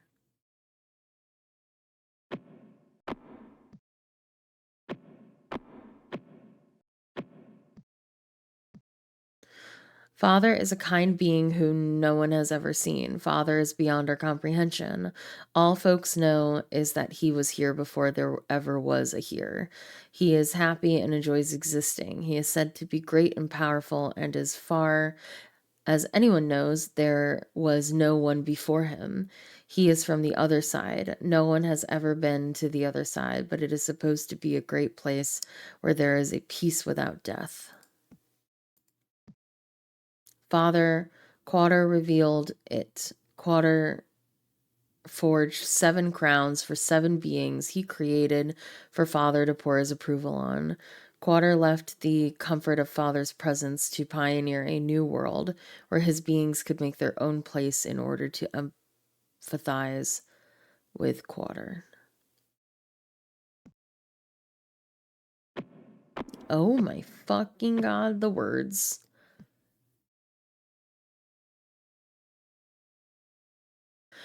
Quater made Ogdala as a kind of test subject. He gave Ogdala a crown, though he did not have a head to set the crown on. Ogdala is a mass of blue gas that is barely self-aware. It is said that Ogdala is the spirit of adventure, since on the day he was made, he left Quater's homeland, traveling in a straight line without stopping. He has picked up many particles from space, which have made a happy home for themselves on Ogdala's back. Ogdala is now 1,000,000 times the size he was when Quater made him, and his inhabitants, include the specks of Rillinate. What am I reading?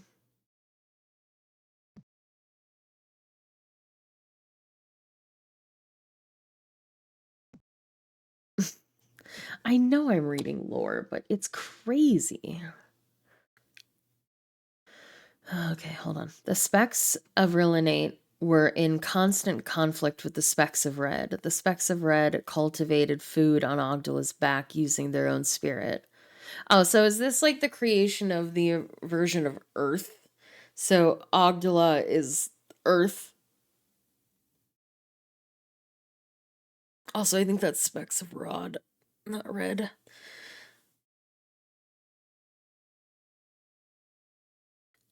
The specks of Rillinate had no spit, but occupied most of the surface of Ogdala. Listen, I can't read. The specks of Rillinate were disgusted by all the spitting that the specks of Rod did, and they did not like stepping in it either. The strife between the specks of Rillinate and the specks of Rod carried on for centuries. The conflict was never physically violent, but there was much whining, taunting, heated sneering, upheavals, and so on. This period is known as the Ubla Sancter Hacht, or... which one did I end on? The 3 millennia of conflict, although it was really more like 2.5. During the Ubla Sancter Hacht, an incident happened that at once made all the specks forget their animosity, and at the same time exacerbated the conflict even more. In the 8th month, on the 27th day, during the 11th year of the 1st century of the 2nd millennium of the Uvla Sancter Hacht, the specks of Relinate woke up to find a strange being of gigantic size asleep in Scrunchy Park. There was a pond by his head where he had drooled while he slept. Crowd of specks gathered around the Titan as the as the morning hours went by. The larger the crowd grew, the more the specks talked about them among themselves. The hubbub finally became so loud that the giant woke and sat up. The giant showed his great teeth and growled at them from deep within his huge body. The specks fed him for fear of being eaten alive. The giant could easily have thrown 3 or 4 of them into his mouth at once. He was very bizarre looking, even for a giant. He was like nothing they'd ever seen before. His head had a ring of flesh on it that started almost at the very top, then looped down and joined the head again at the jaw. 3 specks, one on top of the other, could have stood up. Oh, why am I doing it from all the way down here? Bleh. Inside the ring. He had huge lips with which he covered his enormous teeth, while the specks had no lips at all. Among the lips, almost to the top of the face, were 2 ball-shaped things that had 1 dot within each of them. The giant seemed to use them to observe things, since the dots moved and pointed at whoever was speaking with him. His torso was short for his size. Oh, God, I can't read. This font is hard. While his legs were extremely long. Where did I get first from? Help me. Out of his chest stuck 3 spiked horns. For days upon end, the Specks tried to speak to the giant to find out if he was friend or foe, to no avail. His form of speech sounded too low down, deep, and loud. It reminded them too much of the rumbling growl that came from deep within his body.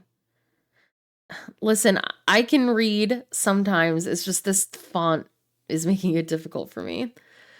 The Specks did not like it, and they did not understand it. They could not even tell where one syllable ended and the next began, and comprehending sentences was totally impossible.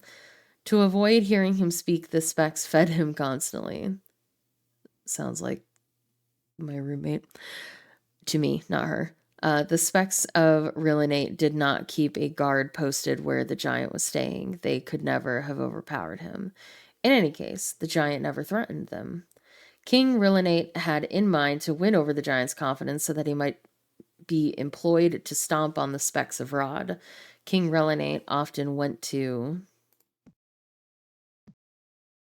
Scrunchy Park to speak to the giant. He wanted to impress the giant, so he had the best acrobats from the Rillinate circus come to visit him. The king commanded the unicyclist to do the loops inside the ring on the giant's head, while a high diver did trick dives off his huge lips into a barrel of water at the giant's feet. During these demonstrations of the circus performers' expertise, the giant did nothing but stand still and smile. Even while there were trapeze artists swinging from the 3 spikes that stuck out from his chest, the giant stood like a stone sculpture with a silly grin on his face. King Rillinate redoubled his efforts to continue to try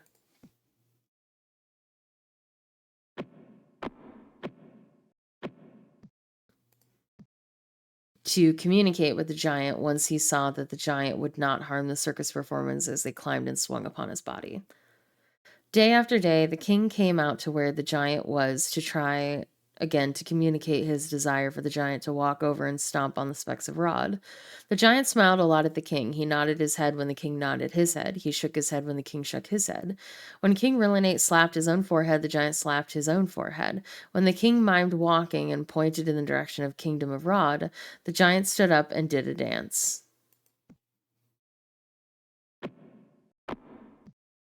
King Rillinate was furious. While the giant was still dancing, the king ordered all the Specks of Rillinate to throw things at him.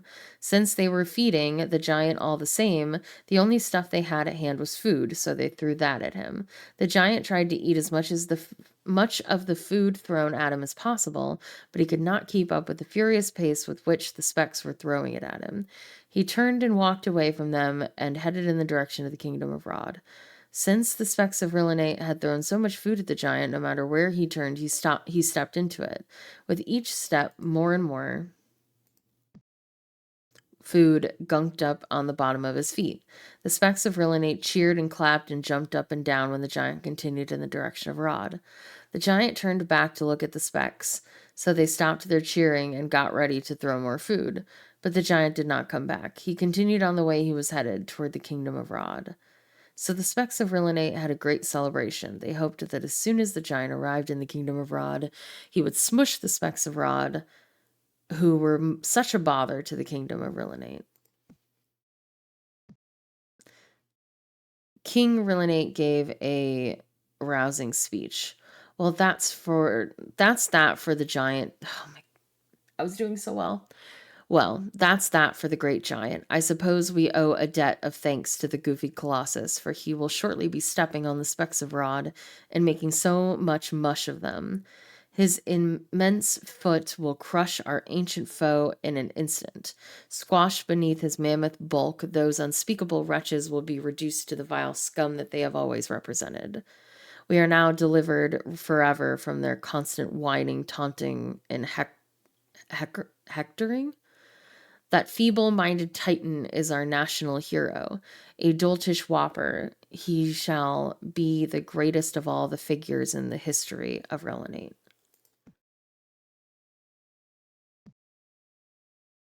There is none equal to this block-headed enormity on all of Ogdala, but he did finally come through for us. A stupendously dumb gargantua is well, nevertheless, that we are rid of him, and I suppose we ought to be thankful that the half-witted behemoth did not stomp on us too. I cannot think of any reason why he would come back here. Can you?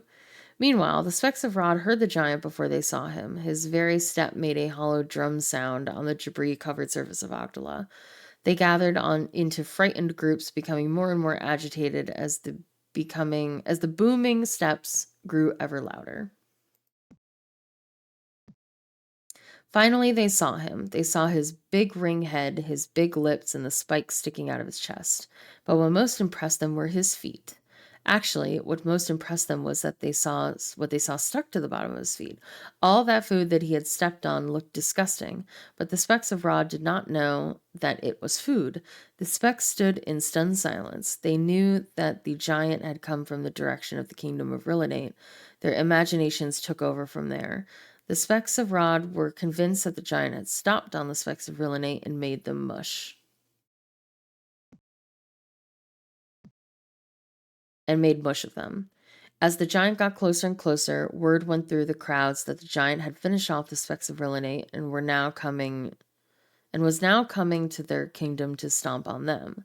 Some of the specks ran away screaming, but most stood still, knowing they could not outrun the fearsome giant's feet. Then one speck of Rod started clapping. At first, the specks next to him thought he was crazy, but then they started clapping too. Soon, a small group was clapping. Then most of the crowd was clapping and cheering and jumping up and down as the giant approached. They had figured that if the giant thought they were glad that the specks of Rillinate had been stomped to pudding... Oh my god, is there more? Oh my god. I'm gonna die. Okay. Then he might spare them and consent to be their hero. When the giant reached the front of the crowd, they whooped and hollered for a few minutes more. Then the crowd parted, and King Rod made his way through to the front. There, before his people, at the giant's feet, he made a speech. "O great giant, thank you, mighty colossal allied thing, for stepping on the specks of Rillinate and making so much mush of them. Your immense foot has crushed our ancient foe in an instant. Squashed beneath your mammoth bulk, these unspeakable idiots have been reduced to the evil scum that they have always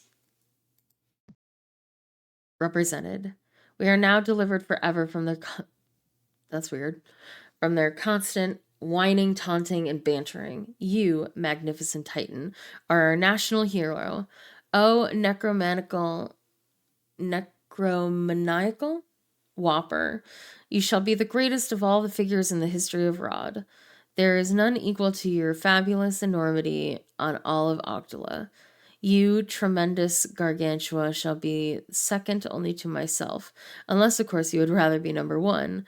By the way, we thank you, phenomenal behemoth, so very much for not stomping on us too. I can only offer our humble kingdom to you, amazing monstrosity, as compensation for the wonderful deed you have accomplished today." It is not a kingdom worthy of your monumental grandiosity, of course. You won't like it much. You will probably not like anything we offer you, since it is all tiny compared to your gargantuan size. But of course, anything we have is yours, but I don't know what you would do with it, I say. Do you understand me? The giant smiled at the specks of Rod, who smiled back until he spoke to them. To the specks, his voice sounded slow and deep and slurred. They looked at each other and shrugged their shoulders. The specks of Rod decided to go back to what they were each doing before the giant arrived. As they left, they kept looking over their shoulders to make sure the giant was not lifting one of his big feet to stomp on them. He did not move from where he stood and maintained his smile until they were out of sight. The next day, the giant was right where the specks of Rod had left him, only he was sitting. So the specks went about their daily chores, and occasionally they would look over their shoulder as the giant, just to make sure he had not stood up. This did not change for several days. Finally, the giant got up and started following some specks around. He seemed to be watching them as they went about their everyday tasks. He still smiled as he watched them, but not as much. Day after day, month after month, season after season, he watched them tending their fields, from planting to harvest. At harvest time, many specks noticed how much thinner the giant looked and how little he smiled as compared to when he had first arrived in the kingdom of Rod. As they talked about it, they realized no one had seen him eat since he had been there. Some of the specks got together and brought food for the giant. When he saw that they had brought some food to him, the giant looked horrified. He got up and ran off, far away from the kingdoms of Rod and Rillinate. There is no official record of when the giant was seen last or who saw him, but a few specks from both kingdoms insist that they saw the giant ascending into the heavens early one morning a few years after he ran away from the kingdom of Rod. About the time that the giant ran off, spies from the kingdom of Rillinate came to the kingdom of Rod and saw that the specks of Rod were not obliterated. They noticed that their enemies were not even bruised a little. This report went back to King Rillinate, who was shocked and upset that once again the specks of Rod had foiled his own speck kingdom. He ordered a delegation to go to the kingdom of Rod and meet with the delegation of the specks of Rod. When the delegation of Rillinate arrived at Rod, there was much shock and agitation. "You were supposed to be squashed," said the representative of Rillinate. "Well, you are supposed to be squished," said the representative of Rod. Tensions rose and accusations flew. Each side blamed the other for making their king's most famous speech a pack of lies. The delegation gave messages to each other to take back to their respective kingdoms about how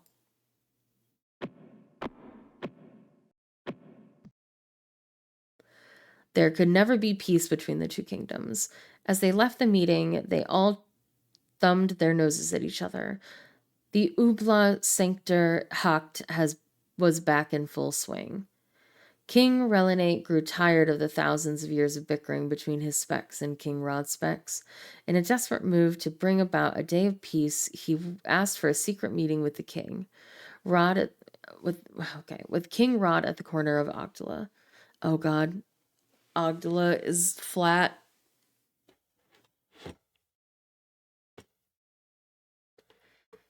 I need a drink.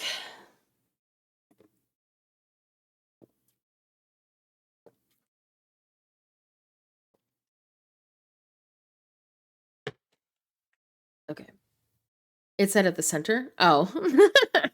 I can't read. How do you read so much better than I can't see shit? Okay. And I stand by what I said. They think it's a flat. Absolutely, these people are flat earthers. This is way before, like, their version of Galileo.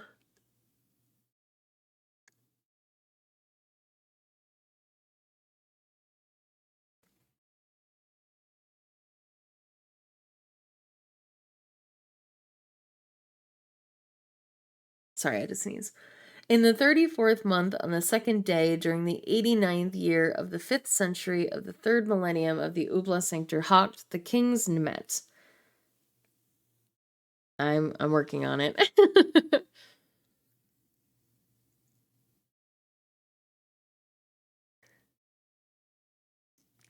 The two kings reasoned for 2 weeks, trying solutions. Oh my God. Trying solutions that were fair for both kingdoms, but to no avail. Meanwhile, Ogdala himself had grown so tired of the angst he felt on his back that he spread all of the specks of Rod. Now, I'm pretty sure this is the last one. Because it doesn't go down the full column on the last one. He fell on his back. Blah, blah, blah. That he spread all of the specks of Rod to one half of his back and the specks of Rillinate to the other half of his back. In a violent quake, Ogdala split into two beings which floated independently from one another. The only problem was that King Rod ended up on the half of the back with the specks of Rillinate, and King Rillinate found himself on the half of Ogdala with the specks of Rod. That's awkward. King Rillinate was at first mistaken by the specks of Rod as King Rod, but he quickly corrected the specks of Rod. Well, that was dumb. Just keep pretending you're the other guy. Announcing that he was King Rillinate. The specks of Rod immediately cut him into tiny pieces and fed him to their young. Oh my God. King Rod, however, told the Specks of Rillinate that he was indeed their king, and since few Specks of Rillinate had ever seen their own king, they believed him. Eventually, King Rod had the Specks of Rillinate build him a large castle which housed his children, who were half Speck of Rod and half Speck of Rillinate. King Rod, posing as King Rillinate, lived to see his specks harmoniously blend where it was previously thought impossible.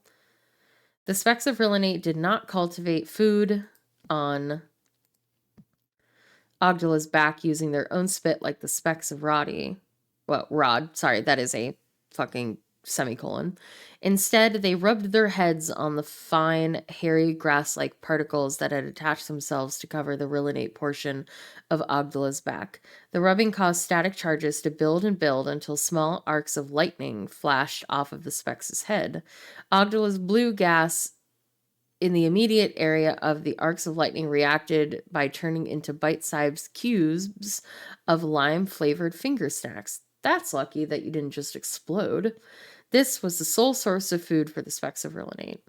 Every 247 days, this was 1 year for the Specks of Rillinate, chosen arbitrarily because they did not have seasons, the Specks had an annual feast which was called the Phalange per Jungi? The great day began with the concert of rubbing, where the entire population of Rillinate, young and old alike, rubbed their heads on the hairy particles. This is fucking insane.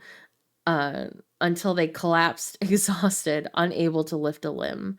About 3 hours after this frenzy, some Specks regained enough strength to shakingly pull themselves upright. Then the male Specks began the harvest of cubes, while the female Specks prepared gastronomic delights such as cube fondue, cube salad, cube roast, cube soup, cube and cube on stick for the kids, cube paste, cube fillet, cube pie, cube relish, cube stuffing, blackened cube, cube kebabs, cube sherbet, deep fat fried cube, cube cake, deep fat fried cube cake, barbecued cube, cube chowder, glazed cube, cube pandowdy, I don't know what that is, broiled cube, blackened cube. Did we not already have blackened cube? Yeah, we already had blackened cube. Silly. Cube thermidor, cube on the rocks for the adults, steamed cube, smoked cube, and of course, Subin's cube bubble loaf. While the delicious smells of cube cookery were filling the air, those who were not busy found time to participate in fun Phalange per Jungi games like come over here, hey, you just bumped my fellow's elbow, are you just going to stand there, and this is my bucket. The day culminated with the Phalange per Jungi dance, which they performed lying on their backs with their feet as high in the air as they could possibly get them. First prize going to the dancers with their feet highest up. King Rod, whom the Specks of Rillinate thought was King Rillinate, used the occasion of Phalange per Jungi to campaign for re-election, since 12 days after the picnic was polling day. The Specks voted every year, but they only had 2 choices, King Rod green ballot or King Rod purple ballot. Either way, King Rod got reelected.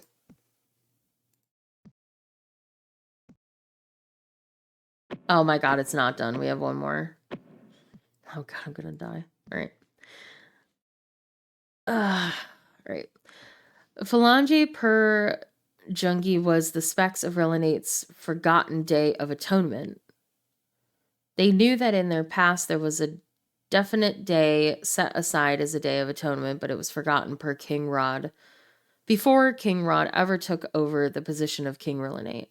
At least they knew there once was a day of atonement, but the Specks could not remember what they need atonement for. After King Rod took the throne, a Speck named Hephamet, during the demolition of a shoe foundry, found a vague historical reference to a day of atonement called the Phalange per Jungi. The king's advisors advised the king to declare a new Phalange per Jungi and to have the marketing department think of some fun things to do on it. No one could think of anything they needed atonement for, so the day is mostly remembered for the annual feast or for the dancing thing.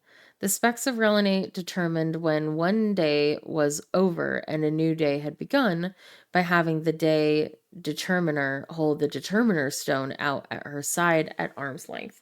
When that day's day determiner could no longer hold her arm up, the day was declared done, and the next day determiner took up the stone.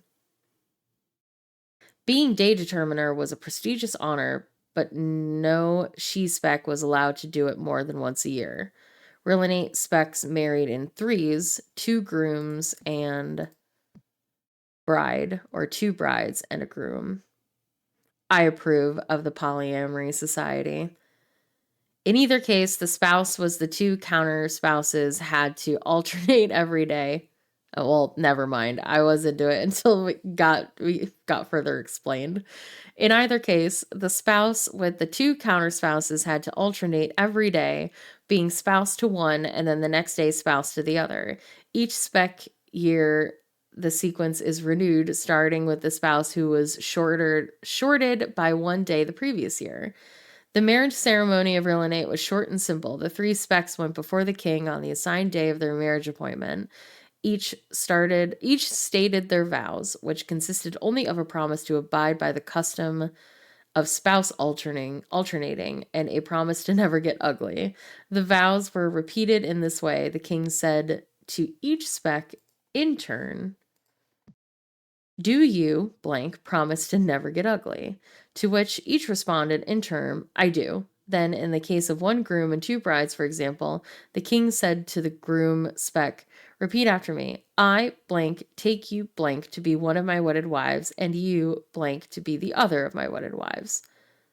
Annulment usually stemmed from one of the 2 brides or one of the 2 grooms, in the case of 1 bride and 2 grooms, feeling slighted because he/she was not the first one named in the vow. Divorce usually stemmed from the one spouse being cheated out of his or her fair share of marriage days on leap year, when an extra day went to the spouse who then renewed the New Year's sequence.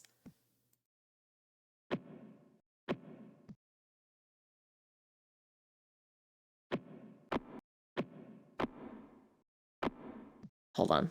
I gotta know. So, how much longer does this go on?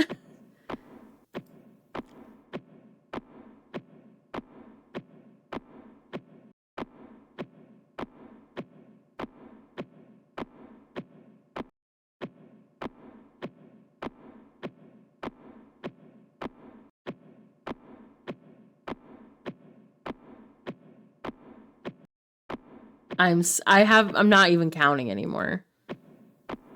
I forgot to count.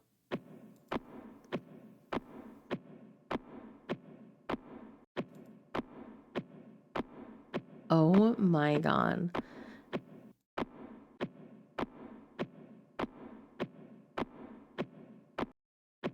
Okay, I'm gonna put it up to a poll. Does anybody care? I will read this if chat wants me to read it.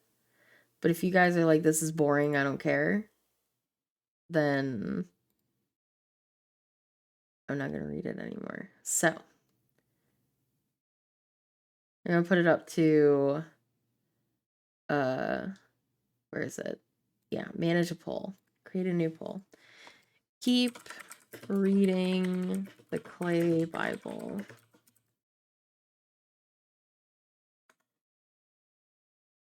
Keep reading, idiot. No, I don't care. You can have additional votes for 100 seeds. Duration, we'll do 3 minutes. Start poll. Go.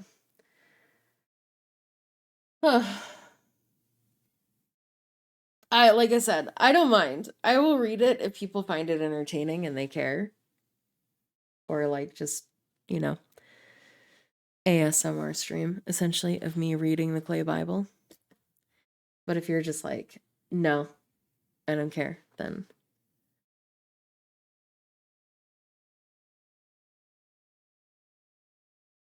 I will return.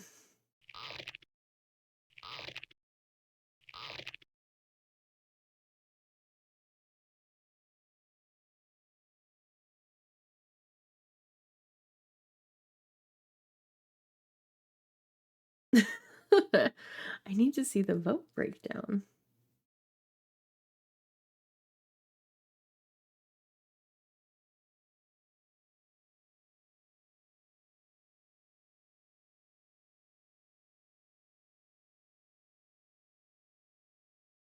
It's basically just Midgard and Nyx fighting with channel points.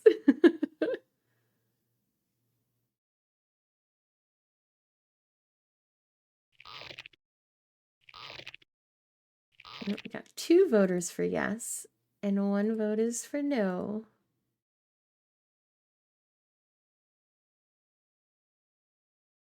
This isn't fair, I'm on mobile. Why did you spend all of your points, you silly?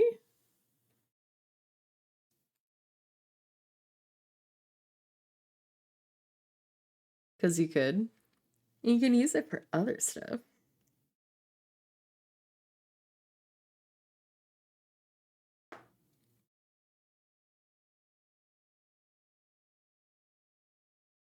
Well. Beep, beep, beep, beep, beep, beep.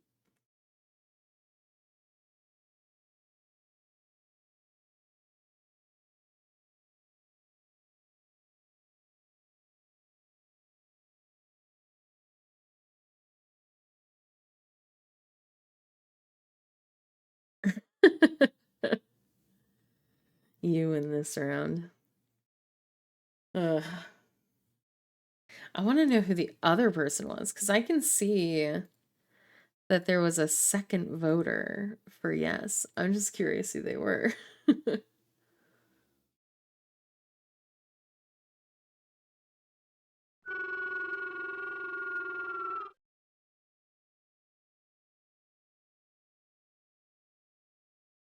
Oh my god. It's something like 8 to 10 pages per king and 7 kings. Okay. Keep reading, idiot. 1, so we keep reading.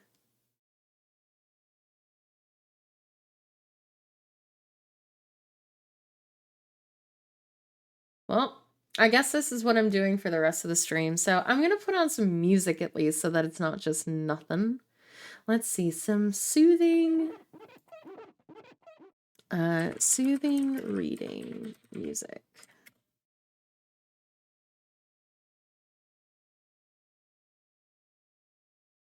We'll do...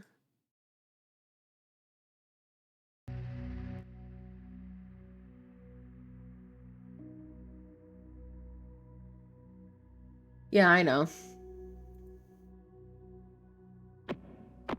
It's 72 of 76 votes for Keep Reading Idiot were you. Yeah, but that I want to know who the other one was.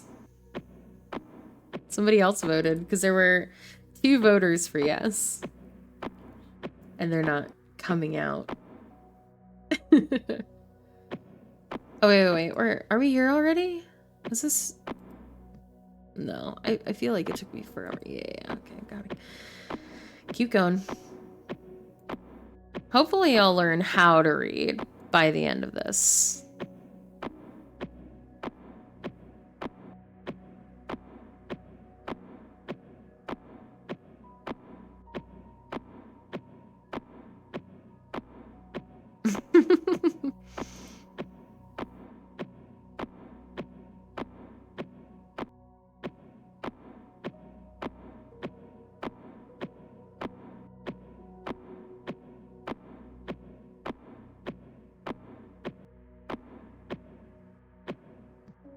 Okay, we're here.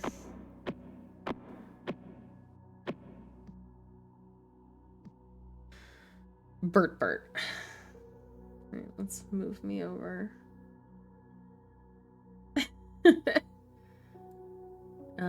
Oh wait, that's not what I wanted to do. I can move the game over a little. There we go. Alright, Burbert. Quarter made his next being with a form closer to his own. He attempted to duplicate himself, but because he was not as good of a man builder as father, the being was not quite a perfect duplicate. Bert was given powers of speech and reason, but he could not grasp that he was different from Quarter. I'm just going to say Quarter because Quarter is hard. I don't know why, even though it sounds identical. So, his new name is Quarter. We're just going to deal with it. All right. Do you just want to do ASMR? Do I want to like put my mic like really in front of my face and do like quiet reading ASMR? Hold on. Oh god, no! Breaking my mic ASMR, how about that?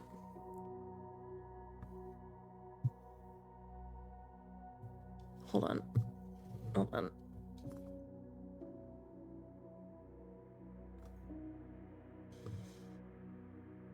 Okay.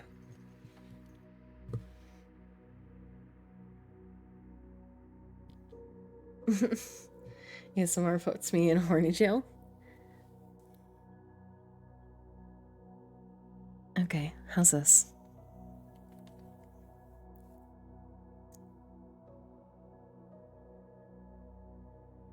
Okay. He thought he was Quarter and instantly made 7 of his own crowns and started making his own people in his own image. Because Bert was an even worse being maker than Quarter, each generation looked worse and worse. By the last generation, Bert's beings were not even alive. They just looked like blobs of meat.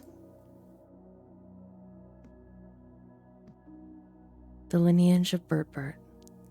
Empowered by Quarter to create, Bert believing that he himself was Quarter, begot another Bert. This second Bert begot Breadbad, a weak attempt at Bert, but with a speech impediment. Breadbad was a wise being, the most wise of all, it has been said, although no one knows exactly who said that, but it stuck. He did not write down any of his wisdom, but his son, Bridabrack, the literal transcribed Breadbad's lectures.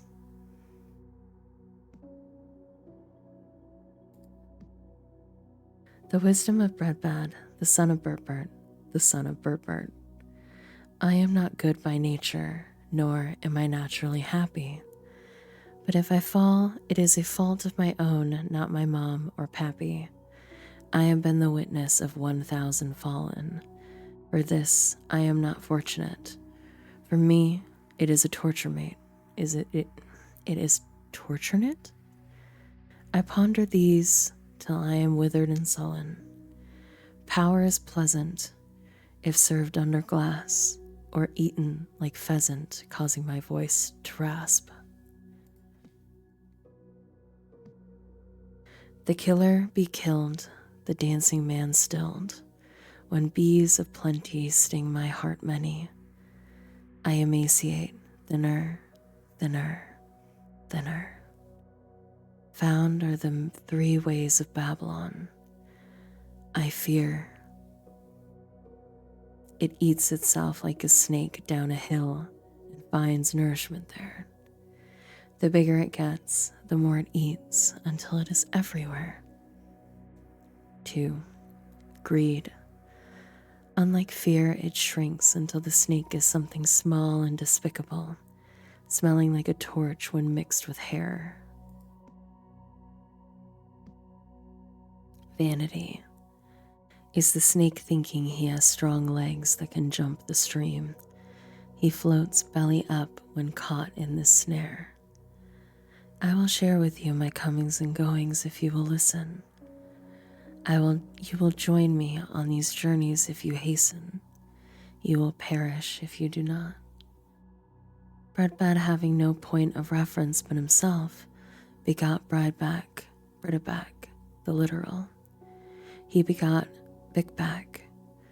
Bickback was thin for his age, and his peers mocked him for the purple and green skin splotches that covered his body. Once a large crowd of descendants of Burpert had formed, poor Big Back was made to sit in the back. He tried to hide his sadness by pretending to enjoy the back of the crowd. It was there that he met the rest of the back of the crowd. They were pitiful beings suffering from physical maladies almost as bad as his splotches.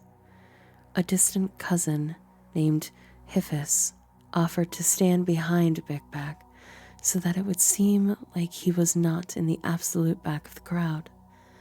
But Big Back chose to emulate the cruelty of the rest of the group by pointing out Hiffis's abnormality, a tiny second head growing from his palm. He sang a song about a thing with a thing hiding in his palm. Everyone laughed at Hiffis for a while and praised Big Back for his entertaining and funny verse. Hiffis confronted Big Back regarding this display of cruelty, but Big Back sang the song again until Hiffis ran home crying.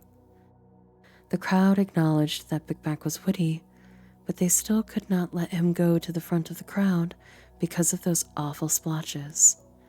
This gave Big Back an idea. One morning, Big Back went to great lengths to hide.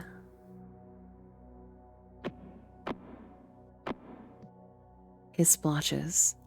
Using some dust, he coated himself until finally his peers found him beautiful. They quickly escorted him to the front of the crowd, where he was commanded to write more songs about the beings in the back of the crowd.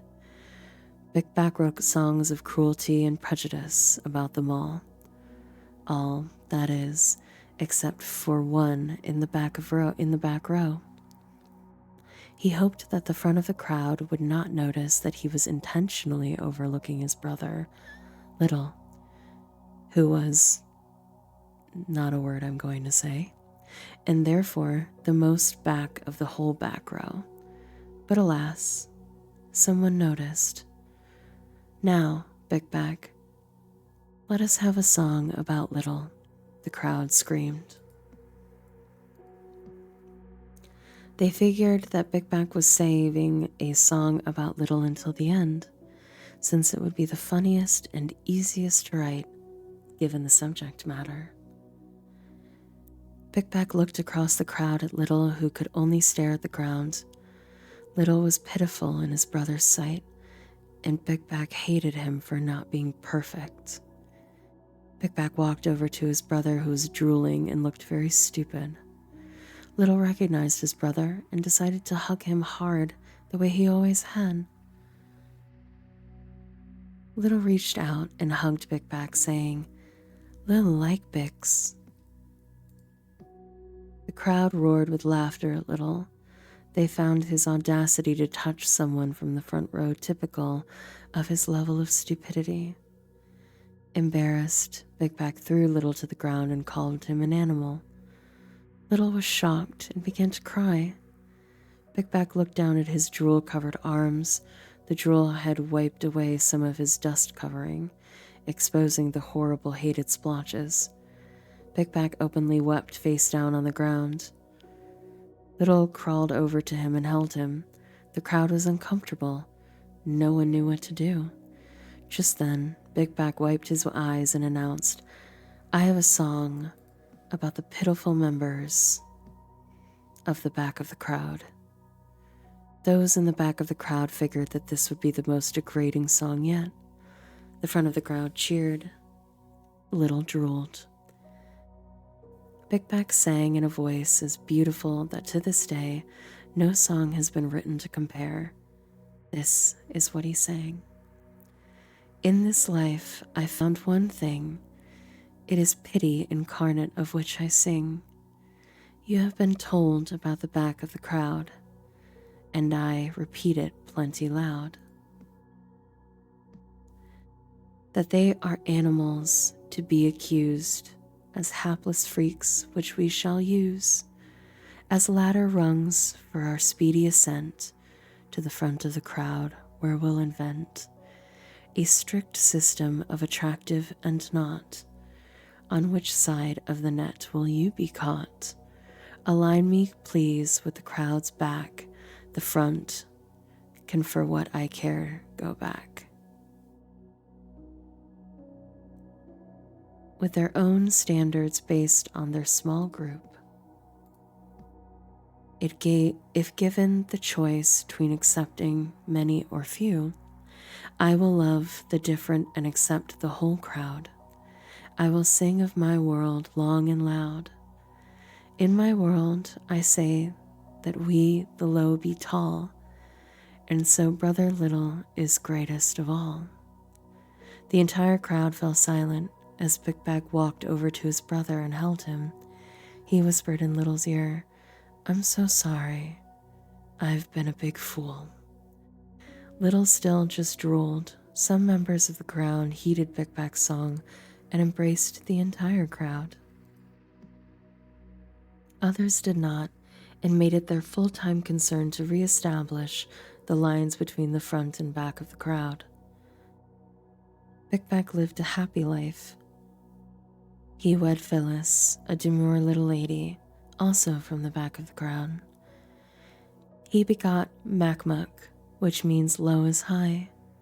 Macmuck begot Macmac, who begot Macmac, who begot Macmac, who begot Macmac, who fashioned a two-sided being which included both genders, male and female, one on either side. It was a colossal being.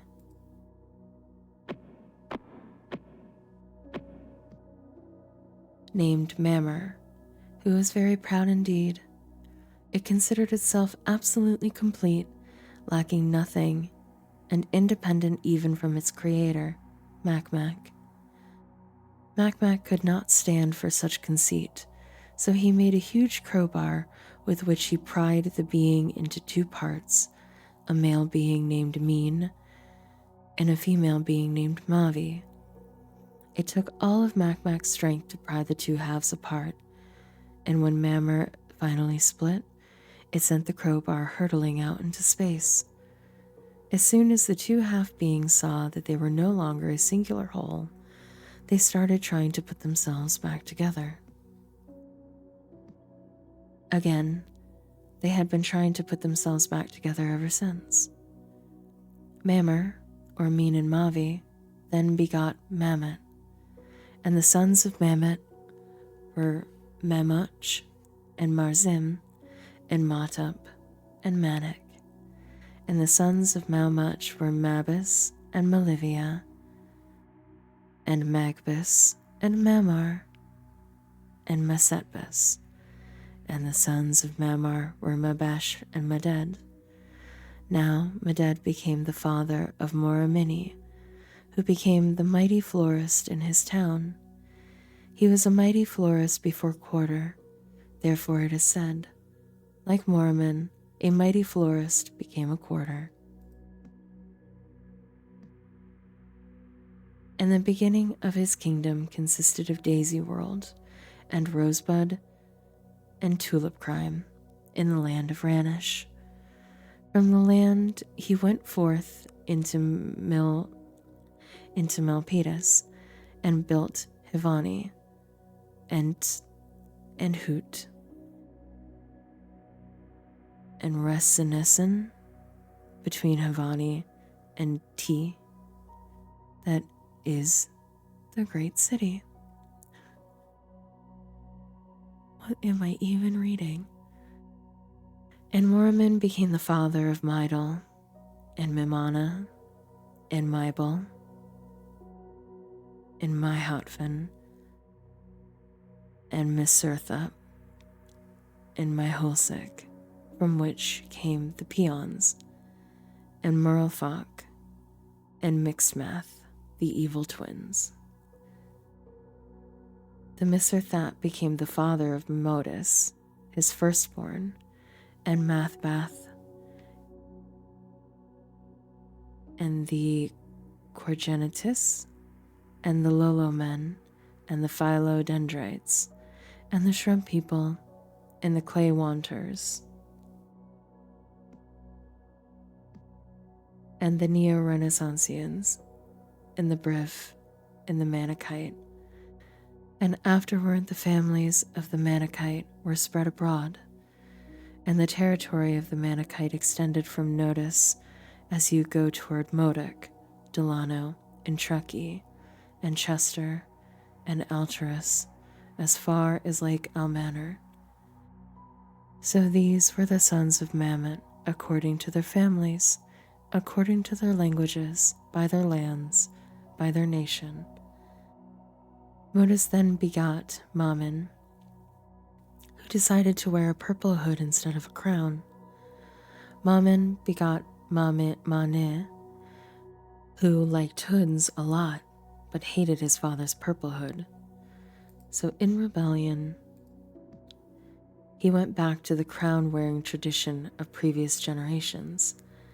This gesture pleased Quarter so much that Mane was simply caught up into the presence of Quarter to live forever in peace with Father, but not before he was able to create a poor likeness of himself, Maini, who begot Waini, who begot Fwagi, the founder of the famous Fwa nation, who begot Fapat, who begot Fat P, who begot Fe, who liked to sing loving songs for her sons. He sang by expelling air from between 5 flaps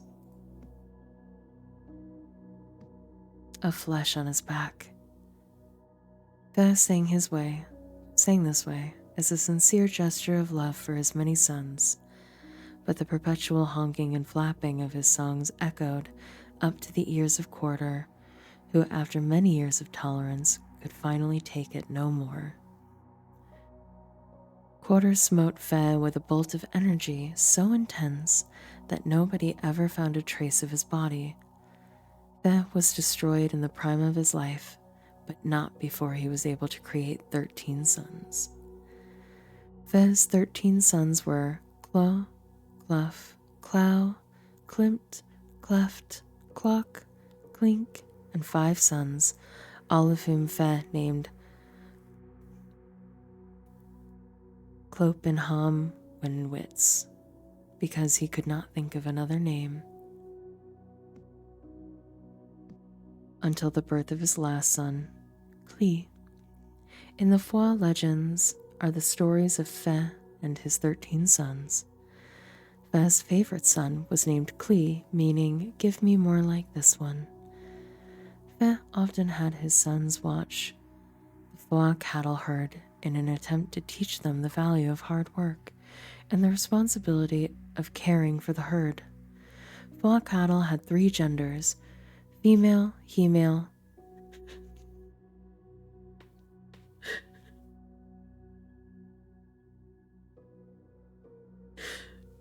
sorry. This one's really funny.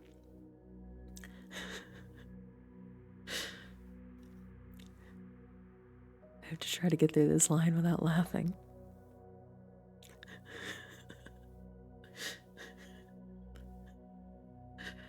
Okay. I'm a professional voice actor.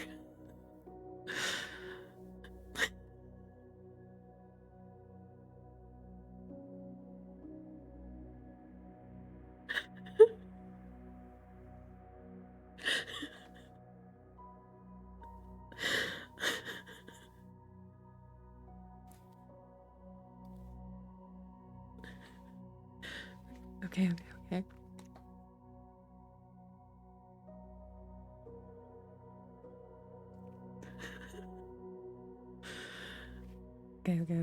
Okay. I can do this. Fwa cattle had 3 genders, female, he-male, and 3-male. 3 males had the gender characteristics of all 3 genders. When the females were nursing, they exuded Fwa gherkins from their hide. Fwa gherkins were the staple of the Fwa diet. Clee was the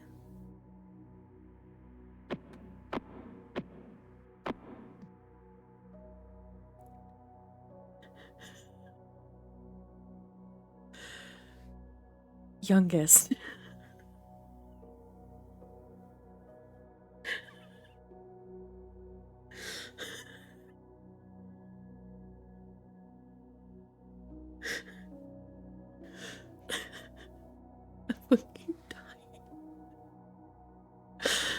youngest of Faz's sons. Yet he was also the most responsible, and he was the only one who listened when Faz spoke to his sons, the legends. That P had told him of his father and quarter. The other sons spent most of their time listening to their father's songs, but avoided work, dreaming of ways to spend their inheritance as soon as their father died. On the other hand, Clee spent his time tending the family herd of flock cattle with such care that many thought it was his own herd.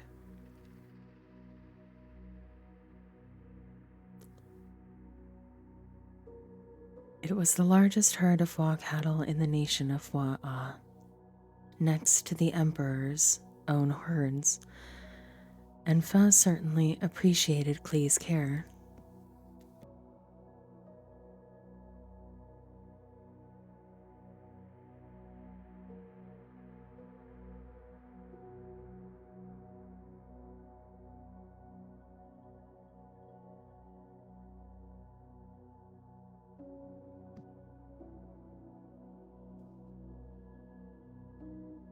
Youngest of Faz's sons, and he was also the most responsible. Oh, I read this already.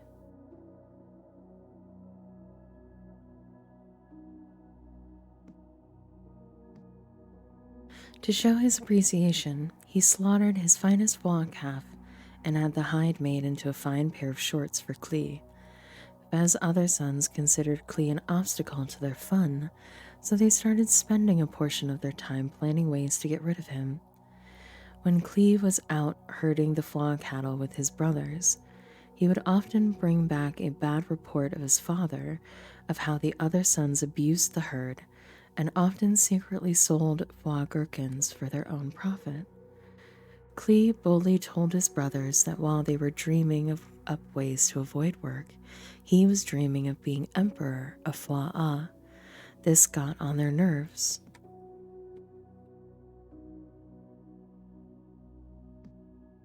And after much plotting, they did finally came up with a plan to get rid of Clee.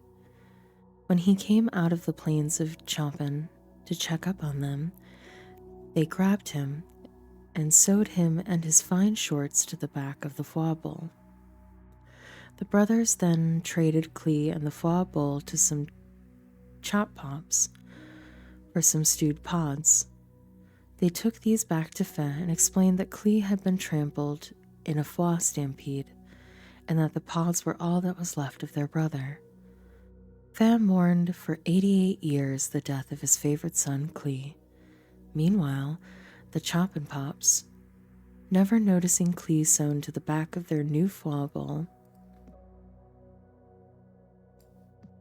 traded it to the Emperor's herdsman for a pack of Gaza smokes. Now, an emperor likes a clean herd of flock cattle, so his herdmen scrubbed the flock cattle daily. While they were scrubbing the new foie bowl that Clee was sewn to, they noticed him crying out and begging to be released. The herdsman released Clee to the custody of Portinchippa, the emperor's bodyguard. Portinchippa made Clee his butler, and Clee took on the responsibility much as he did with his father's herd of flock cattle. Portinchippa was not home much, what with all the responsibility of his own job. When he was home, he did not fail to notice Clee's meticulous care of the house and household matters. He actually did a better job than Portinchippa would have done himself. Portinchippa would have been jealous, but he enjoyed the spare time too much. In these days, each time Portinchippa had been out on one of his many trips away from home with the emperor, his wife Pettinchippa started making eyes at Clee the way she should only be making eyes at Portinchippa. Clee was no fool. He knew what Pettinchippa was up to, so he warned her with the warning his mother always used. He said, "If you don't stop making eyes like that, they're going to get stuck that way." Pet and Pippa could not stand to be rejected, so she kept making eyes at Clee, and sure enough, her eyes got stuck. She lied to Port and Chippa when he came home that night.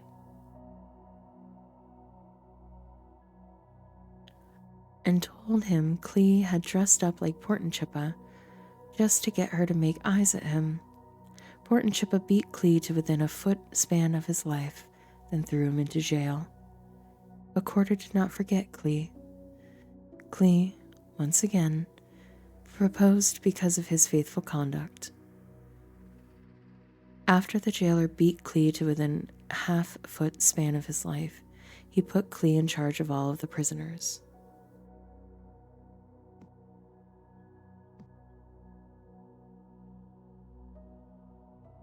Who were in the jail, so that whatever was done there, he was responsible for it. The jailer did not supervise anything under Clee's charge because whatever Clee did always prospered. Clee often told the other prisoners the stories of Father and Quarter that he had heard as a boy. Then it came about after these things that the Emperor's nephew offended the Emperor by besting him at liver juggling. The Emperor was furious with his nephew, so he took away his status of Emperor's nephew, gave it to some guy who happened to be walking by, and put his nephew in confinement in the jail, the same place where Clee was imprisoned. Seems reasonable.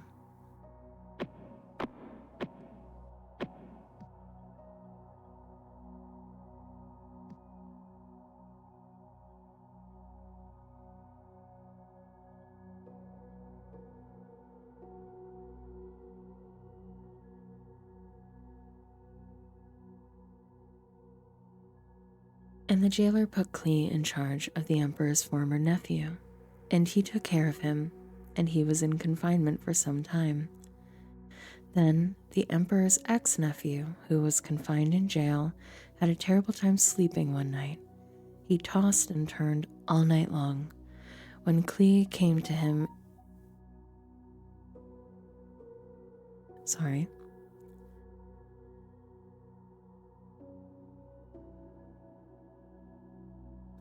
When Clee came to him in the morning and observed him, behold, he was downhearted. And he asked the former Emperor's nephew who was with him in the confinement in jail, "Why is your face so sad today?" Then the former nephew said to him, "Are you blind? Just look at my hair. I've got bedhead and there is no one to interpret it." He said this because in the kingdom of Fep, bedhead interpretations were used to foretell the future. Then Clee said to him, "Do not interpretations belong to Quarter? Let me study your bedhead, please." Then Clee said to him, "This is the interpretation of your bedhead. This afternoon, the Emperor will restore you to the position of Emperor's nephew and have you released from jail. Now, please do me a kindness by mentioning me to the Emperor and get me out of this jail, for I was in fact kidnapped from the land of Foa, and even here I have done nothing that they should have put me into jail for."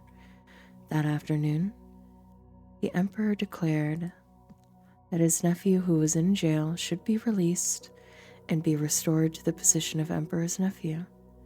When the Emperor was asked what should be done with the guy to whom he, the Emperor, had given the nephew status, the Emperor said to throw him in jail instead. The Emperor's nephew did not remember Clee. In fact, he forgot him. But Quarter did not forget Clee.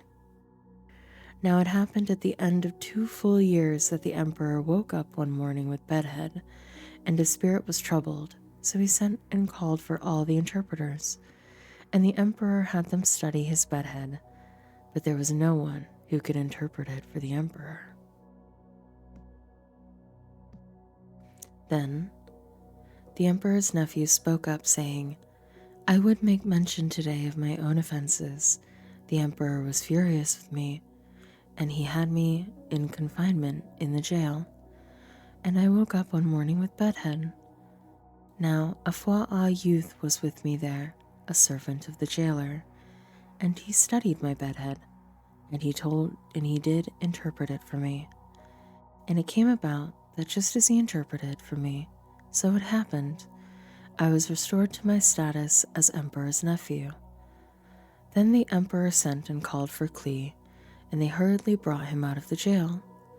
And when he had shaved himself from head to toe, that is how one was presented to the Emperor in those days, and changed his clothes, he came to the Emperor, and the Emperor said to Klee, I presume that you can see I have bedhead, and no one here can interpret it, but I have heard it said about you that when you study a bedhead, you can interpret it.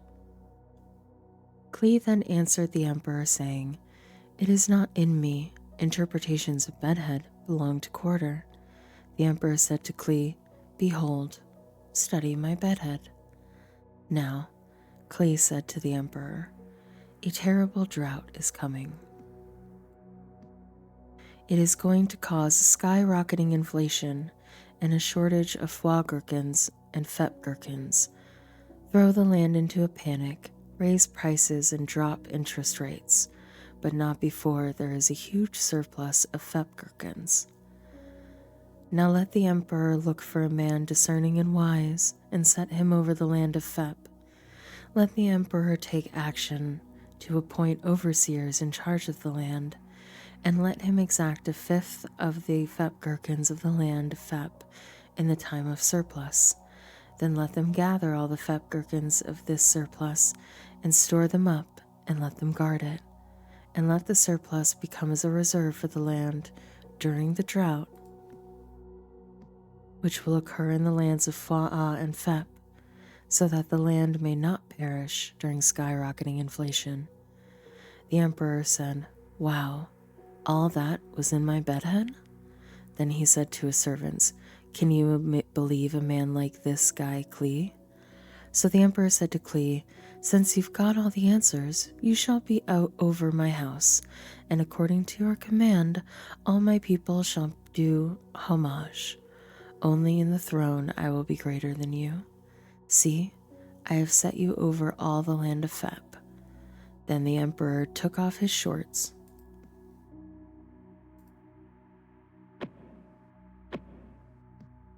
He had undershorts on underneath, for crying out loud, and put them on Klee.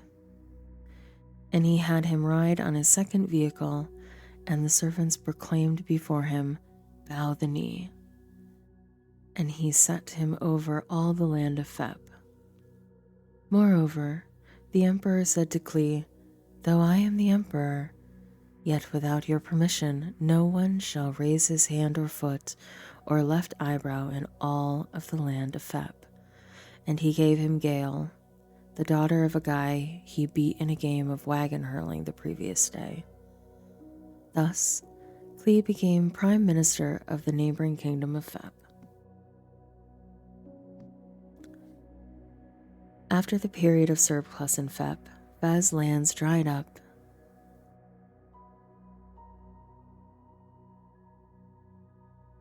and the Fallards wandered away.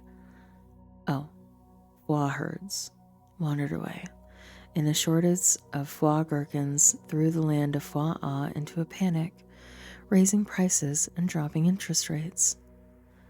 The Fab boys Clo, Cluff, Clow, Klimt, Cleft, Clock, Clink, and 5 sons, of whom Fad named Clop and Homewinwits, because Fad could not think of another name until the birth of his last son, Klee, were forced to trek out of Fep and trade their prized chomp and metal statues for Fep gherkins, dreading the odious Fep aftertaste.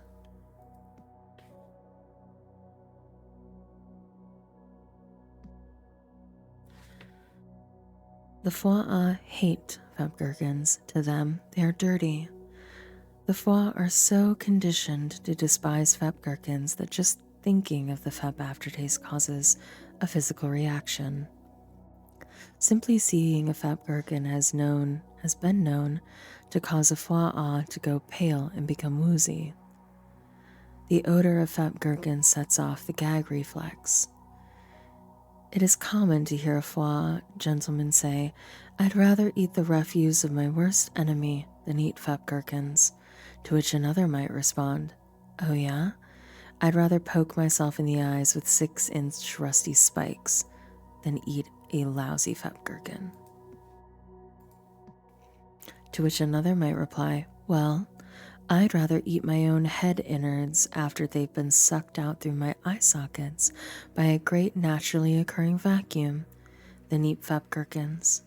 Still, another might say, "I'd rather have a full body massage from a servant girl named Hella than eat fep gherkins," to which everyone would respond, "Huh?" If a foie wants to insult another foie, your popular saying is, "Your mother eats fep gherkins." It is considered very naughty behavior for foie youngsters to even talk about fep gherkins. The controversial foie comedian, Ludi Kincaid, once performed an entire live routine of nothing but fep gherkin jokes.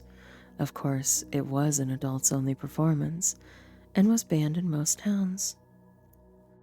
All the people of Foix, included Fe and his sons, realized that they would have to choke down the fep gherkins and most likely vomit a few times after eating the first 3 or 4, or face certain starvation.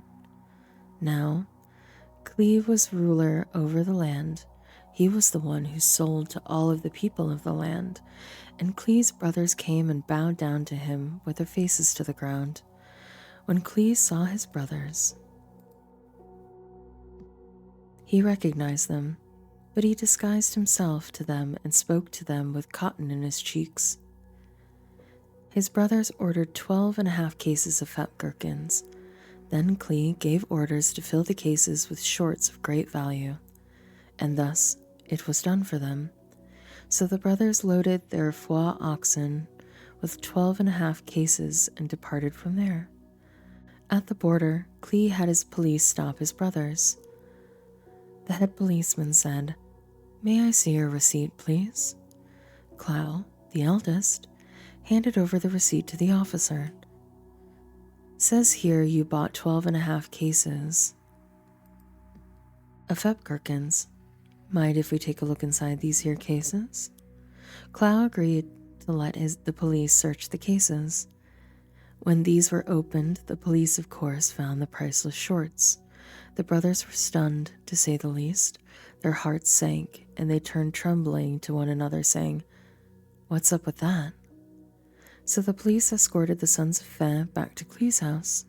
The brothers thought they were done for. But when Cleve saw them, he invited them in and fed them delicious snacks, prepared with fat gherkins, of course. While they were eating,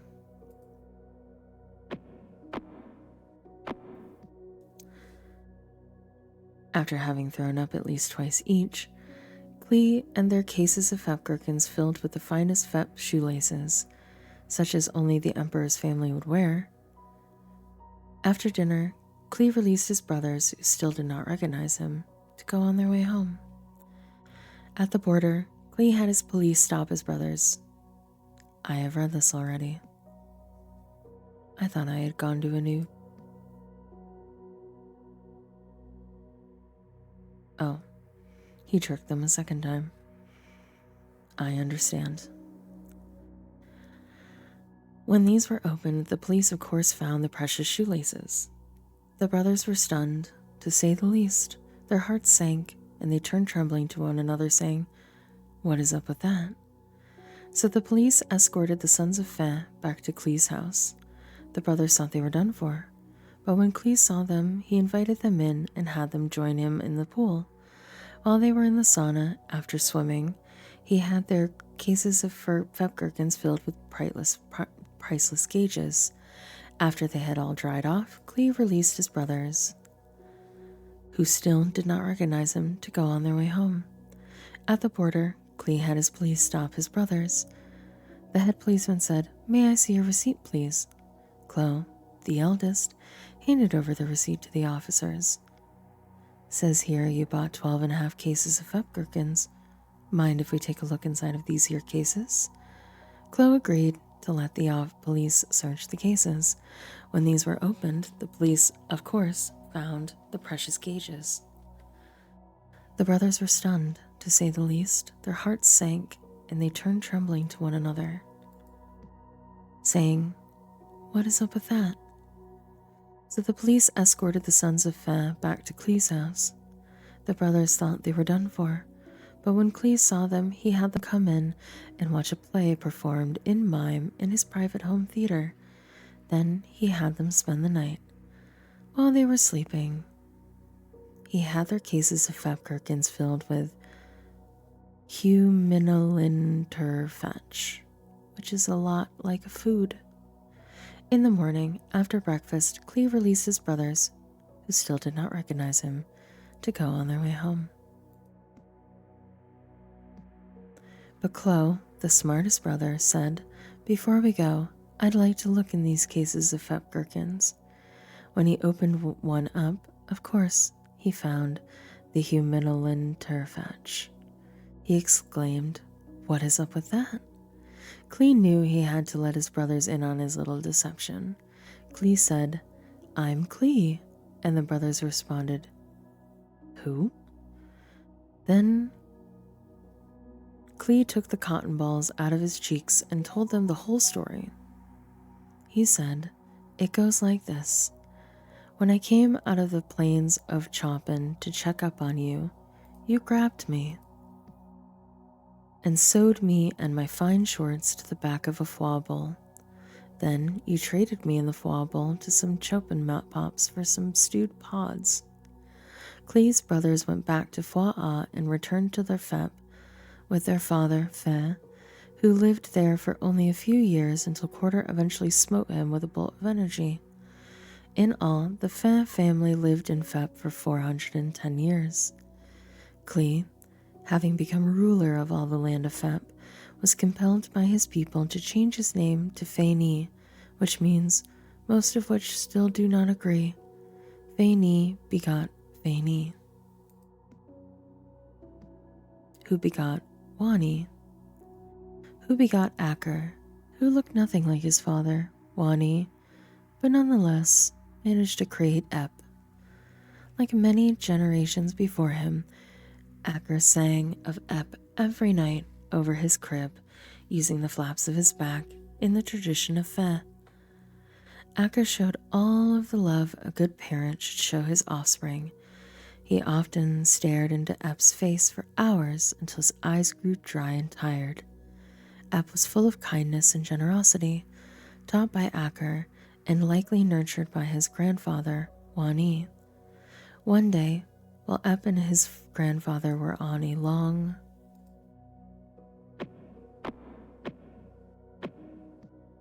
trip to the boneyard, Wani grew ill. Wani asked Ep to stay with him until he returned home to father, for he was afraid. Ep daubed Wani's brow with a cool cloth given to him by Acker. Quarter opened the sky and let Wani enter. This was the first time Ep had seen Quarter, who was far more marvelous than the legends told.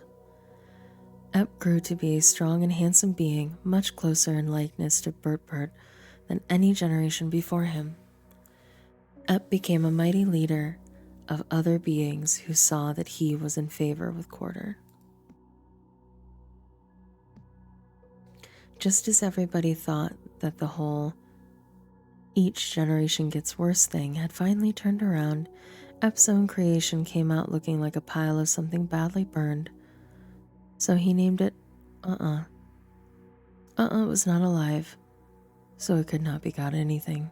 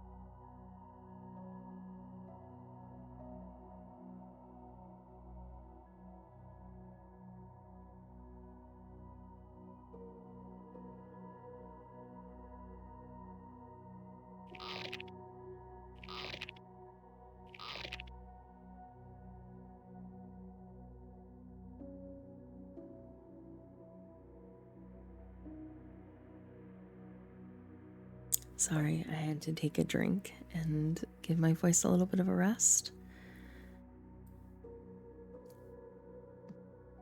Numeron. Quarter decided to make a being of greater substance than any of his previous creations. Numeron looks like a pile of cubes. He was obsessed with being sensible and correct in everything, following the rules to the letter. Numeron rarely did anything on his own without asking Quarter for his explicit directions. Numeron loved his crown and wore it with much pride, perhaps a little too much pride. He made 300 duplicates of himself, whom he would boss around all day, every day. These were some of their genealogies. The firstborn of Numeron was Nabris, a clone of Numeron. The firstborn of Nabris was Thopobene, the similar, then Thebda, Masbin, Mishmash, Hamda, Bim, Dad, Emat, Juder, Biggie Fish, Shiban, and Hamdek. These were the sons of Nabris. And the sons of Thopobene were Narmes, Chok, Gok, Wim, Nibai, Ichiich, Kashi, and Chipchape. And the sons of Nibai were Abash and Naded, and the sons of Ichiich were Hop and Ref. Wrong one. Nakenkrog, Adaba, Ingerkrog, and Ha. All these were the sons of Thopobene and the similar, and Numeron was the father of Numeron Jr. The sons of Numeron Jr. were Limimba and Supamnupa. The sons of Limimba were Zephile, Loiter, Shohorf, Malagasket, and Harok. The sons of Zephile were Namit, Ramo, Ifez, Magtag, Rennick, and Enmit, and Kalama. The sons of Loiter were Thahan, Herpenbarben, Hamash, and Shasha. And the sons of Harpenbarben were Pies, Bud, Lababunki, Nobiz, Hana, Nosh, Noshbagosh, Rees, and Nasheed. And the sons of Bud were Iro and Mamohi, and Nodal's sister was Annie Nit. The sons of Noshgosh were Alan, Nanibiz, The, Labi, Yif, and Mono. And the sons of Nanibiz were Haxakina, Gik, and Sot, the nephew of The. The son of Sot was Knock Knock, and the sons of Knock Knock were Narm, Nab, Narthi, and Nar, and Rees. The sons of Rees were Nalbo and Nazazanadab.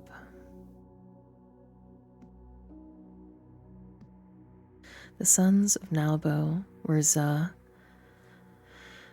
and Narakatang Baluf. Now these are the kings who reigned in the lands of Heka before any king of the sons of Nemeron Jr. reigned. Aleb was the son of Royandale, and the name of his city was Havtu. When Aleb died, Batburno and the sons of Unya of Harzob became king in this place. When Barburno died, Meshush of the land of the Namatites became king in his place. When Meshush died, Dada, the son of Deb, who defeated Nidium in the field of Balm, became king in his place, and the name of his city was Thame. When Dada died, Bahalo of Hekersim became king in his place. When Pahalu died, Ui of Thought by the river became king in his place. When Uwi died, Nanahal, the son of Rabja, by the sea became king in his place. When Nahabal died, Dada became king in his place, and the name of his city was Ayub, and his wife's name was Dimethakon, the daughter of Padamate and the daughter of Obenzon. Then Dada died.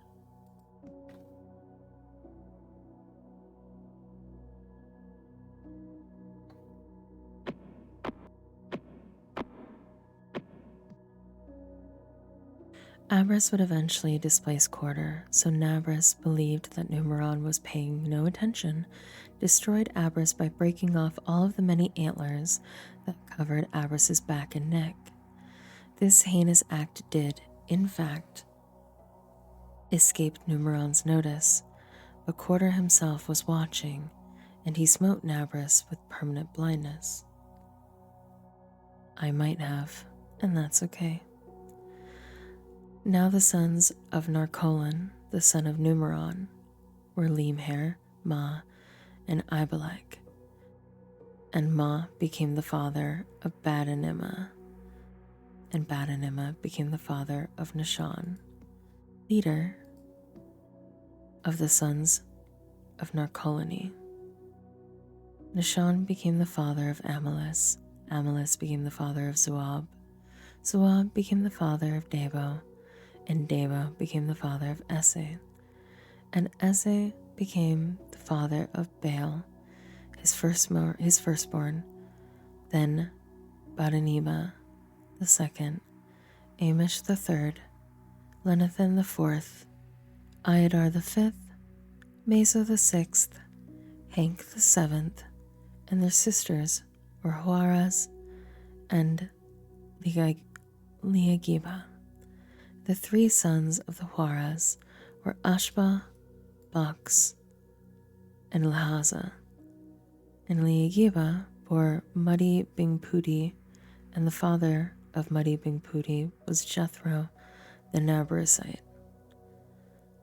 And Muddy Bingpudi became the father of Banana Grunt, and Banana Grunt became the father of Nosushluk, leader of the sons of Notus. Nasushluk became the father of Amwat, and Amwat became the father of Goatflem. Goatflem became the father of Denterupture, and Denterupture became the father of Cupt, and Cupt became the father of Fakku, his firstborn, then Huikun the second, Tanana the third, Biswick the fourth, Inada the fifth, Nintendo the sixth, Nagoink the seventh, and their sisters were Beach Noodle and Grahamlet. And the three sons of Beach Noodle and Corpup, Pongo and Quatit. And Garhamis bore Ozma, and the father of Ozma was Athal, the obscure prince. Now the sons of Numero Benti, the son of Numeron, were Lantho and High Harry Hapsacombly. The son of Leantho was That, and the son of That was Ath. And Ath became the father of Oprah, and Harry became the father of Mish Kapish, for they were craftsmen, and Mish Kapish became the father of Nadarazabum.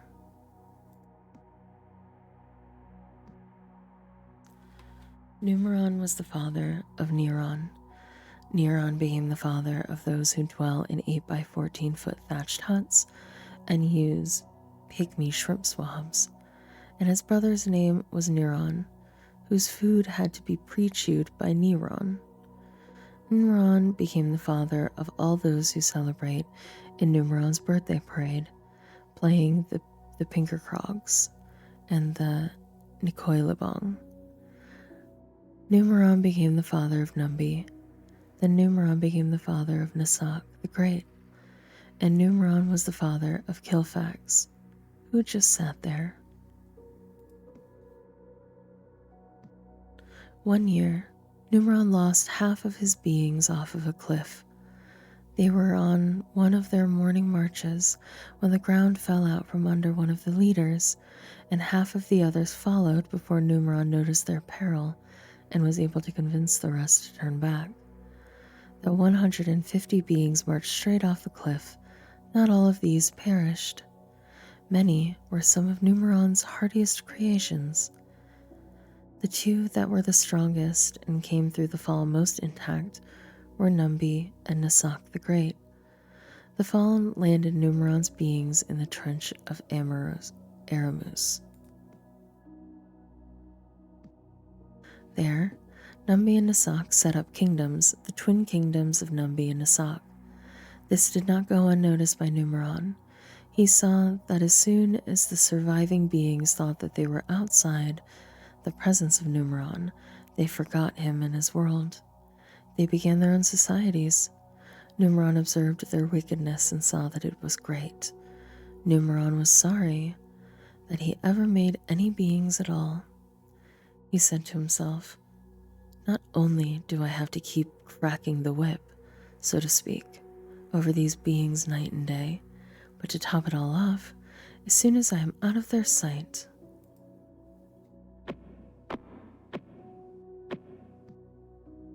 they forget me. At least I still have 150 to keep under my thumb, and believe me, I will. The rest of these I can destroy. I'll cause a catastrophic explosion throughout the trench. That'll show them." But Numeron saw that Numbi was a blameless creature. Numbi was a righteous king, in fact. He was the only being in the trench of Aramus that remembered Numeron. They called the trench of Aramus because of the swift trees that grew there. The actual name of the trench was Great Canyon of the Ruins of the Desolation No. 5. He tried and tried for 12.5 years to remind the subjects in his modest little kingdom about the past, but since Numeron would not take the time to make himself known, they would not remember him. His subjects thought Numbi was a fine king, but they would not heed his warning that their creator would not tolerate their corruption forever.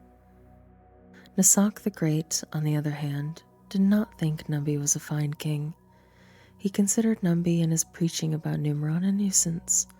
Nasak's kingdom grew every day, filling more and more of the trench. The southern sector extended from wilderness of Xenoplox along the side of Emisimperat. Then the south side was from the edge of the Hapalanche, and the border went westward and went into the fountain of the waters of Neoplum. And the border went down to the edge of the hill, which is in the valley of Bonablanc, which is in the valley of Bupuhamjoy, northward, and it went down to the valley of Daikiunuang, at the slope of the Unja Wupung, southward, and went down to Bok, and it extended northward and went to Sabuda, and went to Swisinga, which is opposite the ascent of the Intanina, and it went down to the Stone of Ru, to the Son of Lu, and it continued to the side in front of the left-handed Fletchy northward, and went down to the left-handed Fletchy, and the border continued to the side of the Hogla Dogla, northward, and the border ended at the north bay of the Stinky Sea, at the south end of the Heliohagma. However, the Heliohagma was its border on the east side, and the southern border extended from the end of the Stinky Sea eastward. Then the border turned direction from the south to the ascent of the Akakak in Zeba, and continued to Xenoplox, and its termination was to the south of the Radish Barnmold, and it reached Huz, and continued to Itzabigi, even onto the greater river that it called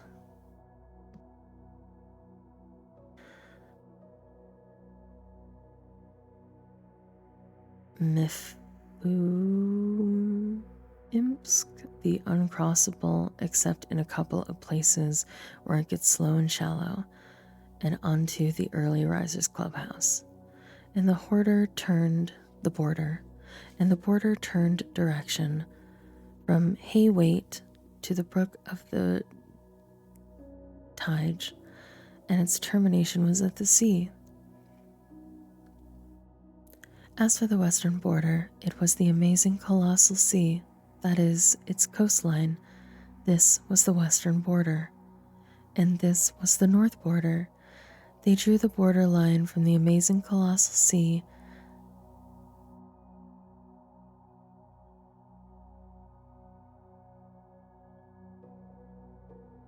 no, I'm currently reading the Clay Bible. ASMR. These words are very hard. The amazing colossal sea to Mount Pafilter. They drew a line from Mount Pafilter to the Hodis Kelly. Then the border went up to the side of Intma on the north and went up through the hill country westward.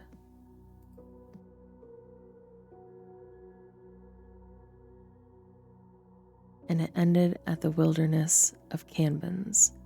And from there, the border continued to Quelp, to the side of Quelp, that is, Rafleklal, southward, and the border went down to Antimuncho, near the hill which lies on the south of Lower Surgert, and the border extended from there, and turned round on the west side southward, from the hill which lies before Surgert southward, and it ended at Sourbeard, that is, Sournoble, a city of the sons of Mishkapish, and the termination of the border was at Blight Tensuk.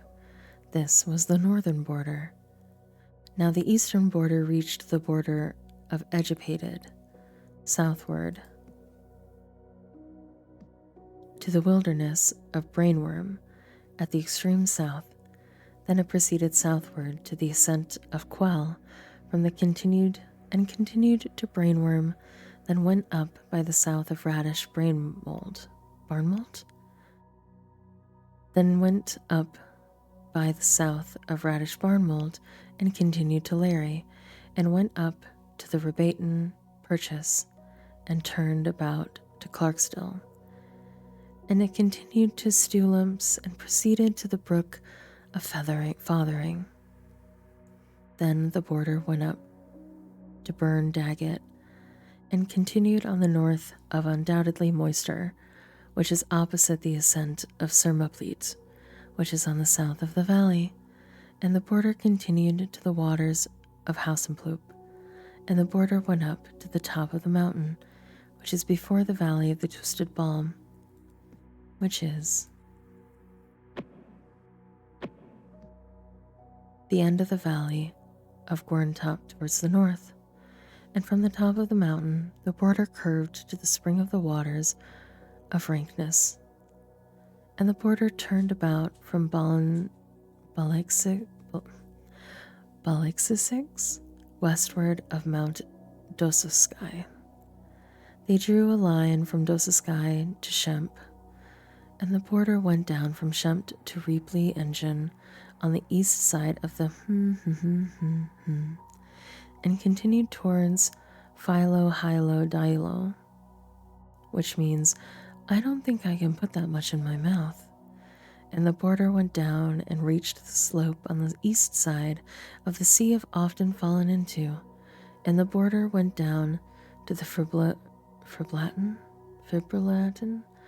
and its termination was at the Stinky Sea. This was Nasak the Great's land according to the borders all around. His thriving cities were all decadent and vile, but that is what sells, that is what people want. Thus his kingdom grew, even taking in droves of defectors from the good kingdom of Numbi. Yet Still not content with his great wealth of power, riches, and influence, he coveted the dry, rocky land of the kingdom of Numbi. Nasak plotted a war of conquest against Numbi.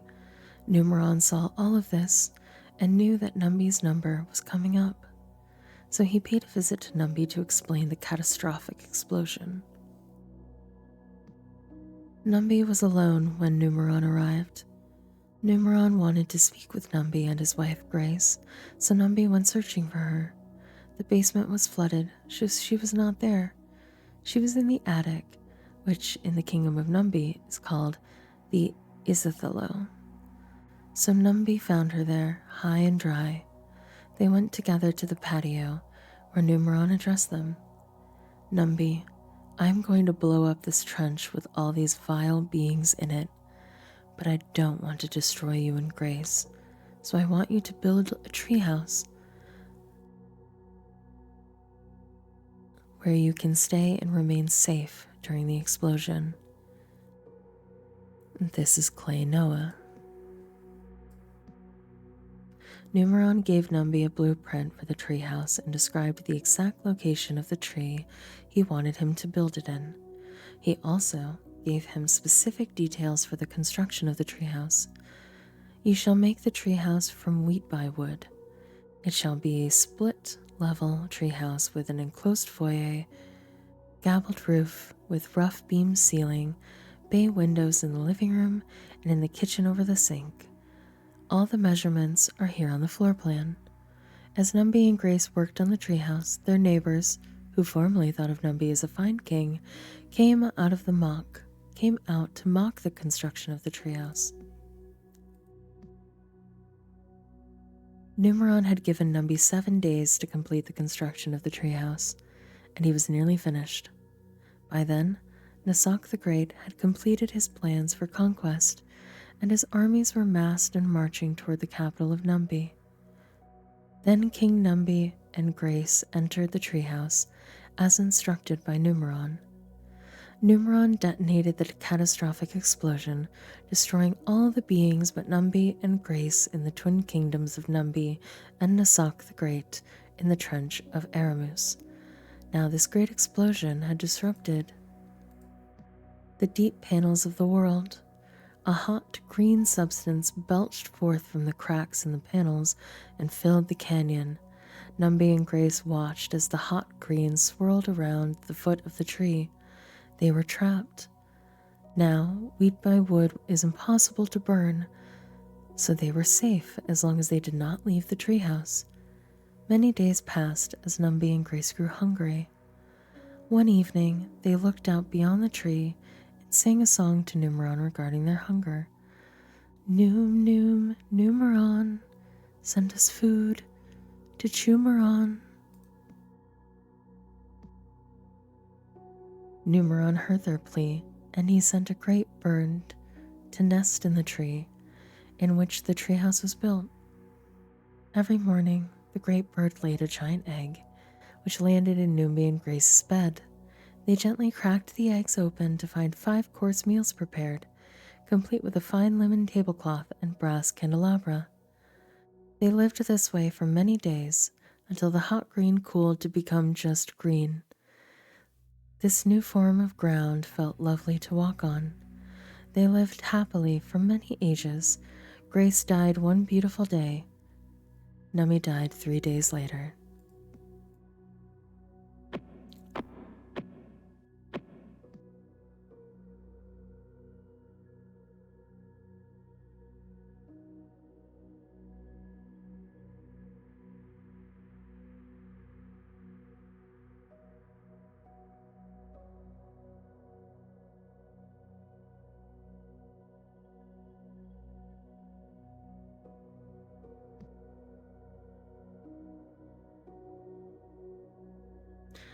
Ottoborg.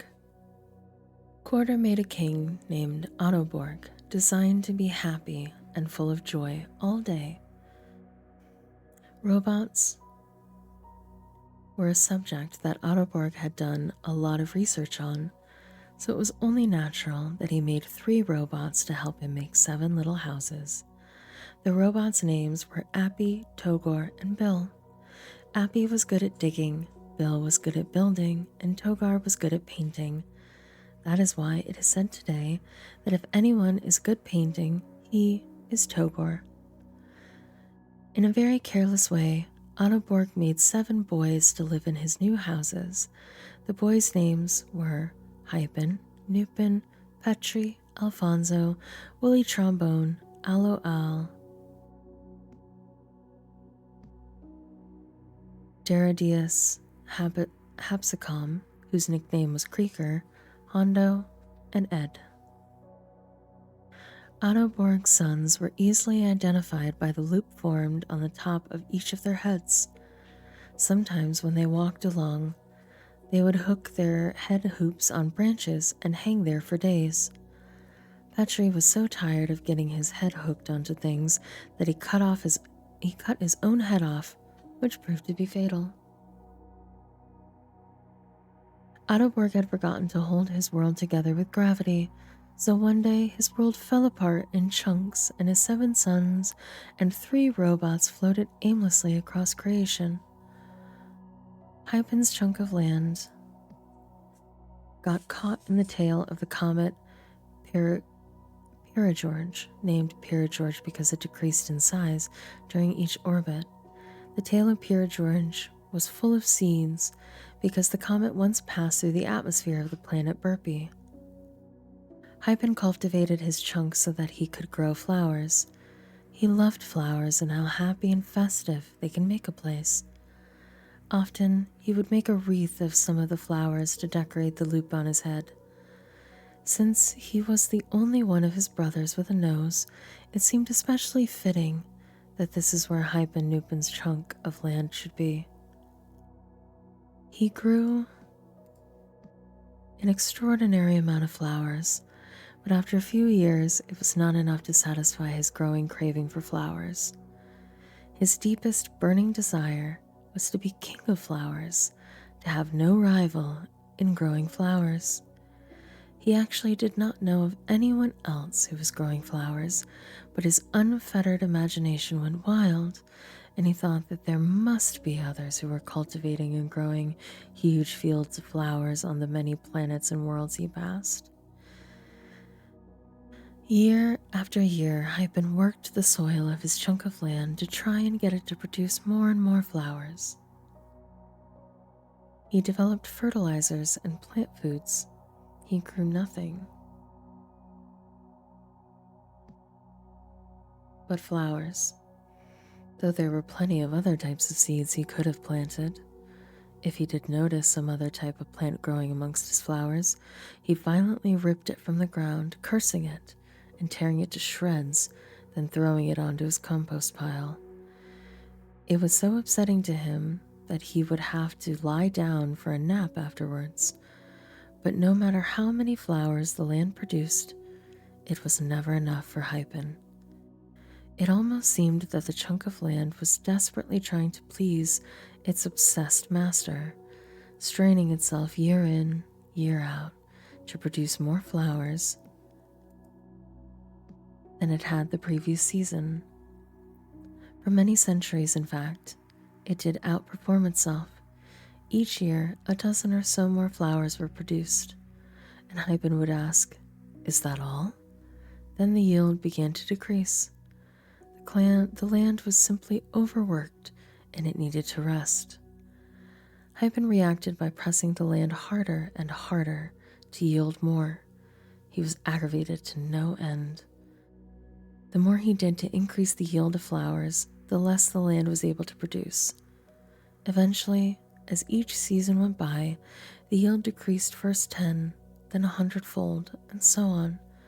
Most of the land lay barren, and still, if Hypen found anything other than a flower growing, he would pull it up by the roots and throw it onto the compost pile. As the land grew gray and sterile, Hypen wasted away also. The loop on the top of his head drooped like a deflated tire. His desire to make his chunk of land a happier place with flowers died. He spent his last days worrying and hovering over the last few flowers that struggled desperately to grow to maturity in the dust.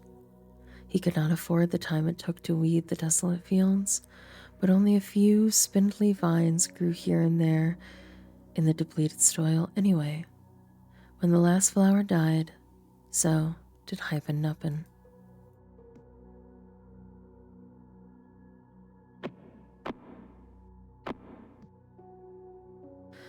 Willie's chunk of land flew off into space, with Willie still inside his little red roofed house. Otto Borg never saw Willie again. What Otto Borg did not know, which this wall does, was that Willie's chunk of land drifted into the most dangerous part of space. You see, there were these nasty creatures called Victoids that flew about looking for food. Victoids have a giant, nasty mouth full of giant, nasty fangs, and of course the hair that they were covered with was nasty. Anyway, 4 Victoids stumbled upon poor Willie Trombone, who was alone just floating through space for quite some time. Willie, being the friendly type, held out a friendly hand and beckoned them. "Hey, hairy friends." And the Victoids screamed with glee when they saw Willie's yellow supple flesh. They figured that he was not a fool, and that they would have to trick him before they could eat him. They were wrong, for Willie Trombone was a fool above all other fools, and all of the time that they spent trying to trick him only gave the drifting giant big robot Bill enough time to arrive. Bill reached out with his mighty 3 arms and grabbed the floating chunk of land and hoisted himself up. Bill grew horrified as they saw his creator's son about to be devoured by vicious Victoids. That evening, Willie Trombone dined on Victoids, saving their pelts to use as blankets on especially cold evenings. Willie and Bill became close friends, and they enjoyed each other's company for a long time floating in space, until one day they saw something very far away, something like a being in distress. Allo Al kept a journal after Otterborg's world broke into chunks. Here is copied the only known surviving excerpt from the diary. My chunk of land has whooshed through a mysterious cloud of blue gas. The cloud is larger than some worlds that I have seen. I made a spur-of-the-moment decision to jump off the chunk and into the gas. There is such a clutter of junk on the outer surface of the blue gas that it is virtually solid, yet kind of springy. Wow, am I tired. I think I will lay myself down to take a snooze on the junk that clutters the surface of this blue gas, for I have not slept since before Ottoberg's world fell apart. I do not know how long I was sleeping, but I woke up because I felt something tiny and creepy crawling on my knee. I reached down and swatted it with my hand. There was just a yellow spot of goop when I brought my hand up to see what kind of bug it was. Then I heard the weirdest whiny moaning noise I've ever heard. I looked up and around and behind me, but I did not see anything. Then I looked down on the ground. I found myself surrounded by very little beings. Some were laying down. I guess they must have fainted after seeing one of their own squashed by my big hand. They knew they were not bugs then because they were all staring at me, and because they were not all crawling all over me, or biting me, or injecting their eggs under my skin to incubate there and hatch later. Literal nightmare fuel. These are very teeny tiny beings indeed. When I compare them to myself, the tallest is only as big as my thumb. Each tiny being has a great head in comparison to the rest of its body. In fact, the head takes up so much space in the body. And the 2 remarkable features of the head are the size of the head compared to the little body and the almost perfect roundness.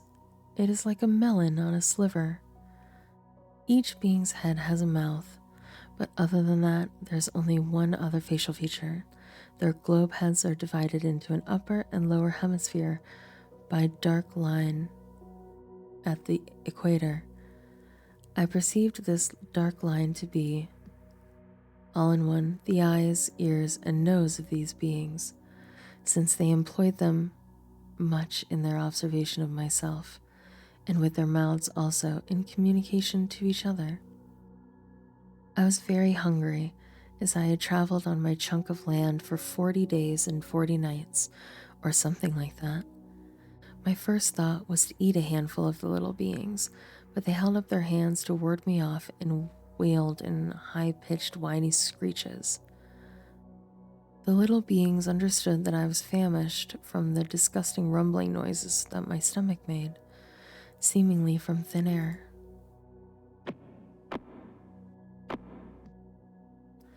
They produced tiny, delicate green crystals in great abundance. In my hand, they appeared as many granules of green sugar, except not gritty.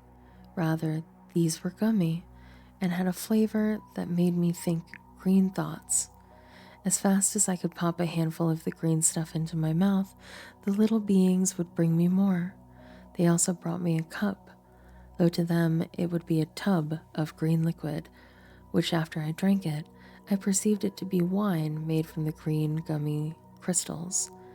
It had a very fine flavor, and it made me think rather mellow green thoughts, as much as the big heads, my name for them,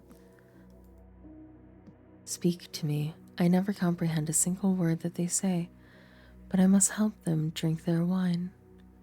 One tiny being who does most of the talking seems to be in charge, since the others are always paying attention to him, and they jump to action after he speaks.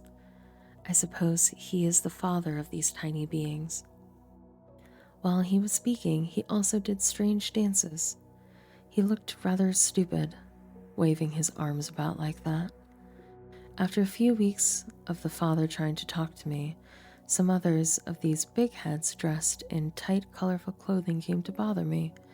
Some rode upon a wheelie thing, around and around inside the loop of my head. One had the nerve to bounce up and down on my lips. I should have just opened my mouth and swallowed him whole. The only thing I did not really mind was the three beings that did flips and somersaults on the three spikes that stick out of my chest. That was kind of fun. Days and days of the same thing now, eating green gummy crystals, drinking green wine, and watching the father guy, my name for him, flail about like he does and listening to his high-pitched whining. Usually, I just sit and smile at him, but when my cheeks get sore, I imitate whatever he is doing. If he nods, I nod. If he shakes his head, I shake mine. I will not write in this diary unless something weird or exciting happens. How long have I been here? It's very hard to keep track of time when nothing new happens. Once again, the father guy came out to bother me with his high-pitched whining, although it seemed more fevered this time. He kept pointing off away from where we sat. Then he stood up and stumbled about, almost pointing. He kept pointing off from where we sat. Then he stood up and stomped about, always pointing. It looked like a dance to me, as far as I knew it was a dance, since I had never seen any of these little beings dance. So I stood up and danced. I tried to make the steps of my dance like the father guy's, but he was not at all pleased with my imitation. I was busy trying to perfect my dancing step, when I was suddenly hit from all sides by food. I assumed that it was my part in this strange dance to try and catch as much of it as I could in my mouth. I was doing pretty well, if I do say so myself. I suppose I have an advantage over the little beings, since my mouth is so much bigger than any of theirs. Perhaps this was why I was chosen for this special part of the dance. More of the big heads joined the crowd that was throwing the food at me, so that I finally could not keep up with the torrent of food. I do not mean to criticize, but many of the beings did not have very good aim. I was I was ducking and jumping, doing my best to get my face into place to catch the food, but a lot of it just splattered against my body. A lot more just landed on the ground, so that I stepped in a bunch of it as I moved around, and still more of the big head came out of where we all were, and they joined in the food throwing. I felt a little ridiculous since I could not possibly keep up the pace of the dance, and the little guys really showed no signs of letting up.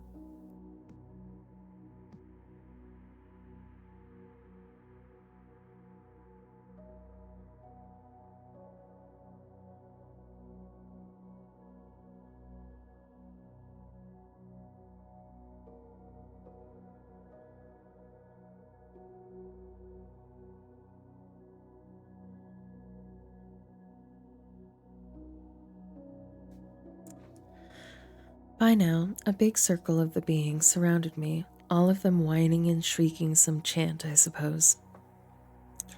I decided to step out of the circle and figured I would get another chance to get this dance right sometime later. But even after I stepped out of the circle, they continued to throw food at me. I did not even try to catch it. I really wanted to practice this dance and try to do better the next time. As I stepped farther away to get out of their throwing range, they finally stopped. They stopped their whining and shrieking chant too, and soon the big heads were cheering and clapping. I turned back to accept their applause. I think they appreciated that I tried so hard to catch all of the food, because as soon as I turned back, they started throwing more. I did not want to dance this food catching dance anymore. I turned my back to the big heads with big round heads and walked away as fast as I could. Before I knew it, I was walking up to another group of tiny beings. These beings remained silent as I approached, no whining or shrieking or moaning.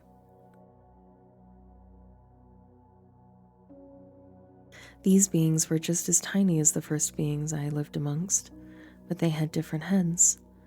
Their heads seemed to be the right size for their little bodies. Their faces are featureless except for long needle-like proboscis. These tiny beings seem to use this protuberance for all their communication and all their senses: sight, smell, taste, hearing, feeling. Some of these beings pointed their needle noses here and there over my body as I approached, but most kept them pointed at my feet. Just before I stepped up in front of the needle noses, my name for them, they began clapping. By the time I actually stopped, they were cheering and whooping and jumping up and down. This went on for a while. They began to quiet down, and the crowd began to split down the middle. I noticed one needle nose was coming through the crowd to stand in front of me. This needle nose seemed to have the respect of all the other needle noses because they all gave their attention to him as he stood in front of me. I could tell because all their needle-like noses were pointed at him instead of me. He must be their father guy. After looking me over for a while, the father guy started speaking at me. I did not understand anything that he said to me, but I smiled at him the entire time that he spoke to me. I kept smiling at them all. After the father guy finished, I was trying to think of something to do. I decided to say something back to them. Well, it's really nice, I said, for all of you to come out to greet me today. You know, I couldn't stand for any more of that food throwing dance that the big heads do. You don't have a food throwing dance, do you? Do you guys understand me? I smiled some more after I finished and waited for something to happen. All the needle noses did was turn around and walk away. They kept looking over their shoulders as they left, but they did not seem to care if I followed, or if I stayed where I was. I decided I might as well stay where I was. I sat down and waited to see what would happen. For days and days I sat there and nothing happened. At first, the needle noses kept looking over their shoulder at me, but after a few days, they seemed to forget I was there. After a week or so of being ignored, I was hungry, so I followed some of the needle noses around as they went about their daily chores, and every so often they would look over their shoulders at me. Mostly, what they did all day was spit on the ground. It was a disgusting sight. They would form lines and walk through the fields and spit on the ground day after day, all the time spitting. Day after day, no matter where I was, no matter what I observed them do, they were always spitting. I do not know why I did not notice it before. Then I noticed all their food came from fields they had been spitting in all this time. Food from spit. Now that they were harvesting, they had time to notice me. For the first time since I arrived in the needle-nose land, they offered me food. How could I accept it after seeing them spit all over the spit? How could I accept it after seeing them spit all the time to produce the food? I ran away, sickened to my stomach.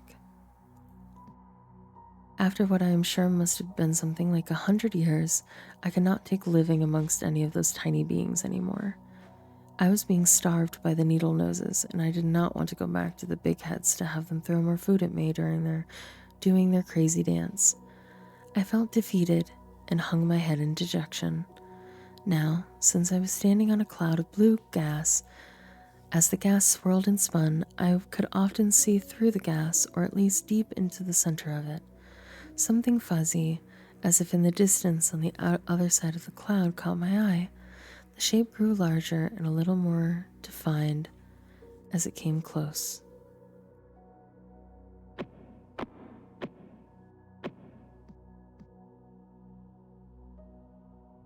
Give me one moment, I have to make sure that substitutions for food didn't get done.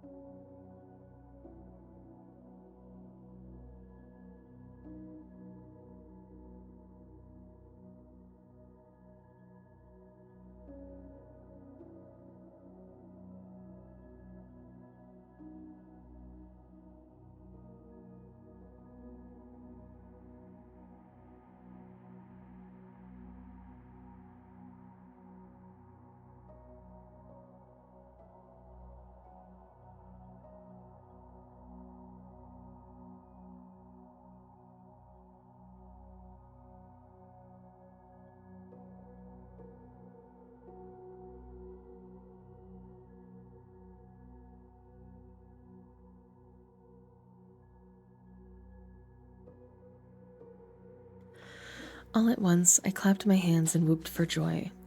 I did not need a crystal clear view of the object to recognize it as the very chunk of land that had broken off of Ottoborg's world and brought me to this miserable place. At once, I realized what was happening. The chunk of land was caught in a circular orbit, and the blue gas must be going in a straight line that took it through the 2 points in the circle. I cried out, "For sure, I'm the luckiest of all of Ottoborg's sons." Carefully, as it passed through the cloud of blue gas, I jumped off the springy surface of debris and onto my chunk of my father's world. I have not been on the chunk of land for about 3 minutes, long enough to make this latest entry into my journal. Gee, it's great to be back home again. I hope I never... Here, the excerpt of the diary ends abruptly. It is said that the chunk of land that Al was on suddenly smashed into a dirt clod that collided with it head-on. Both the chunk and the clod were traveling at great speeds upon impact. Nothing was ever seen of Al again. Creeker's chunk of land was the biggest, and it was full of lakes. There was actually more land covered by water than not. Creeker survived many centuries on the chunk, long enough to learn how to create and build giant replicas of spoons and butter knives, enormous buckets filled with oversized sesame seeds, and huge loaves of bread, among other things. Creeker used the soil of the dry land on his chunk as the material for his sculptures. Whenever he would get tired of looking at one of his colossal sculptures, he would just throw it into a lake. Each of the colossal sculptures displaced enormous amounts of water, covering up a little more dry land each time one was thrown into a lake. When he was not sculpting, Creaker would be out scrutinizing one of the previous sculptures. He was very critical of his work. He always concluded that the sculpture did not communicate the concept that was the impetus behind the work, or he saw a hair or a bug sticking out of the clay. In any case, he was always frustrated. None of his works seemed to express his vision just the right way. He could not quite put his finger on the problem, but his general feeling was that it had to do with the size of the sculpture. If only it was a little bit bigger, he would often say to himself. Then he would heave the thing into the nearest lake. His mind was focused intently on making each new sculpture larger than the previous one, whether it be a giant replica of a red pod bulb or a mostly empty jar that had been sitting in the back of a valley for 8 weeks. Eventually, he spent very little time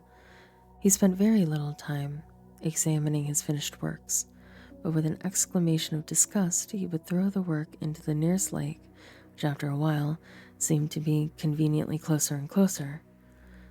Just as soon as it was done, and immediately start on the next one. The replicas were by this time so large that he had to climb them to work on the upper parts. The largest sculpture Creaker ever completed was of a baby's arm holding an apple.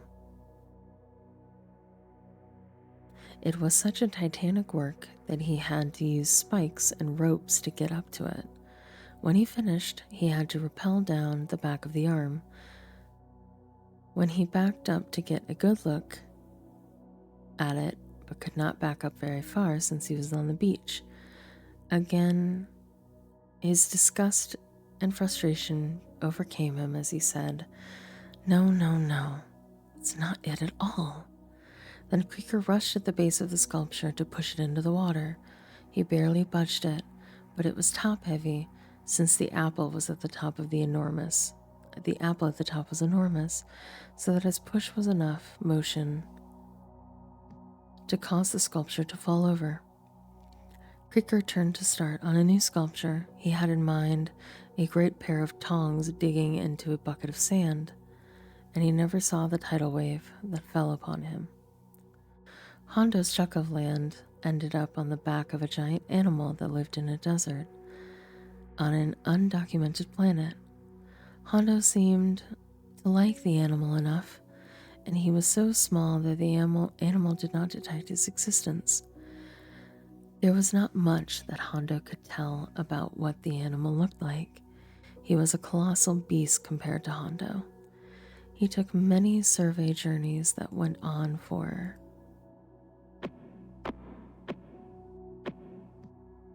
days and days across the top of the beast to see if it looked different from the other locations.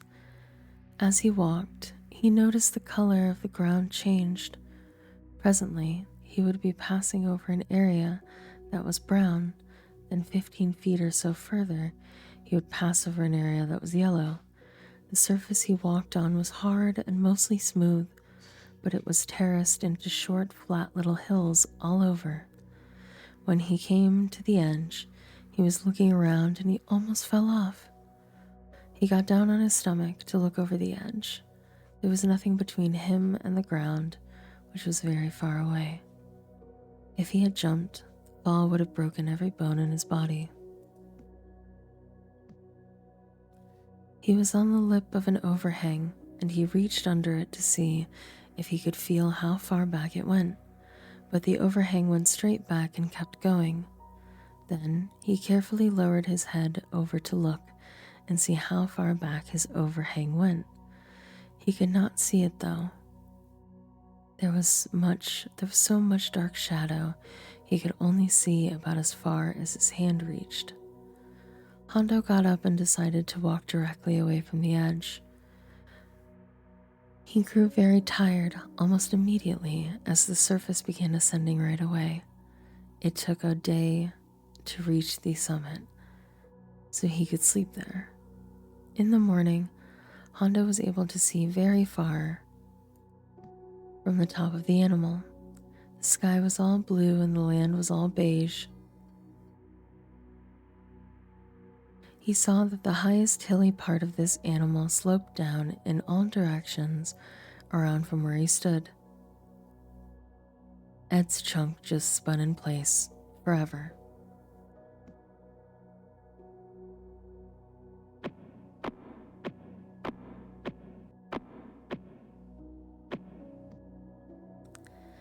And that is where we're going to end this today.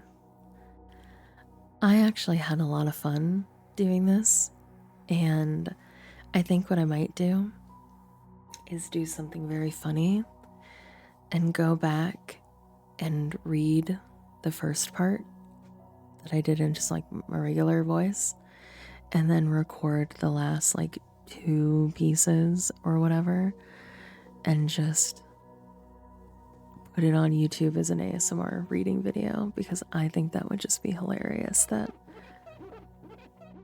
there would be an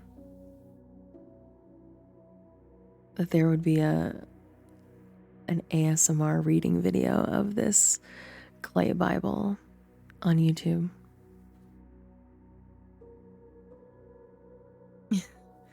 I'm glad that you guys had a good time. I enjoyed it. It was fun. It was, my only thing is that I'm like a perfectionist, so like I got a little annoyed at myself and I was like, I can't read these names, they're so complicated. Because, you know, my brain is like, make it into an audiobook. But I hope you guys had a good time. We'll actually play the game Sunday morning, I think. Because again, it's Saturday, no afternoon stream. Yeah, I thought that was super cool too, to get to see it from a different perspective. It was, I recognized it immediately as well. But I had a really fun time. Like I said, and this is one of the things, or like the thing that I love about this community, is that I can literally do anything. And you guys will hang out, because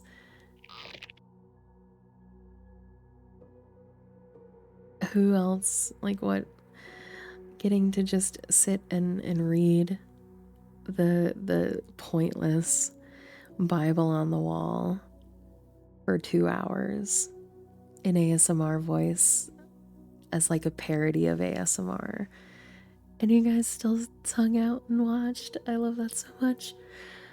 I hope you guys have a wonderful rest of your Saturdays. It is relaxing, that everybody who has their day off gets to recharge their batteries and have a good time. Hope you guys have a wonderful rest of your days. If we don't see you again, have a great weekend. I'll be back tomorrow, Sunday morning, 8 a.m. EST, 1 p.m. GMT. You can follow me on Twitch. You can follow me on Twitter. Follow me on, or join the community Discord. Thank you so much, everyone, for spending your time with me. Thank you so much for the Alice Madness Returns Redeem from Liana, as well as gifting the game to me on Steam. I appreciate that so much, and I can't wait to play it with you. Have a good one, everyone.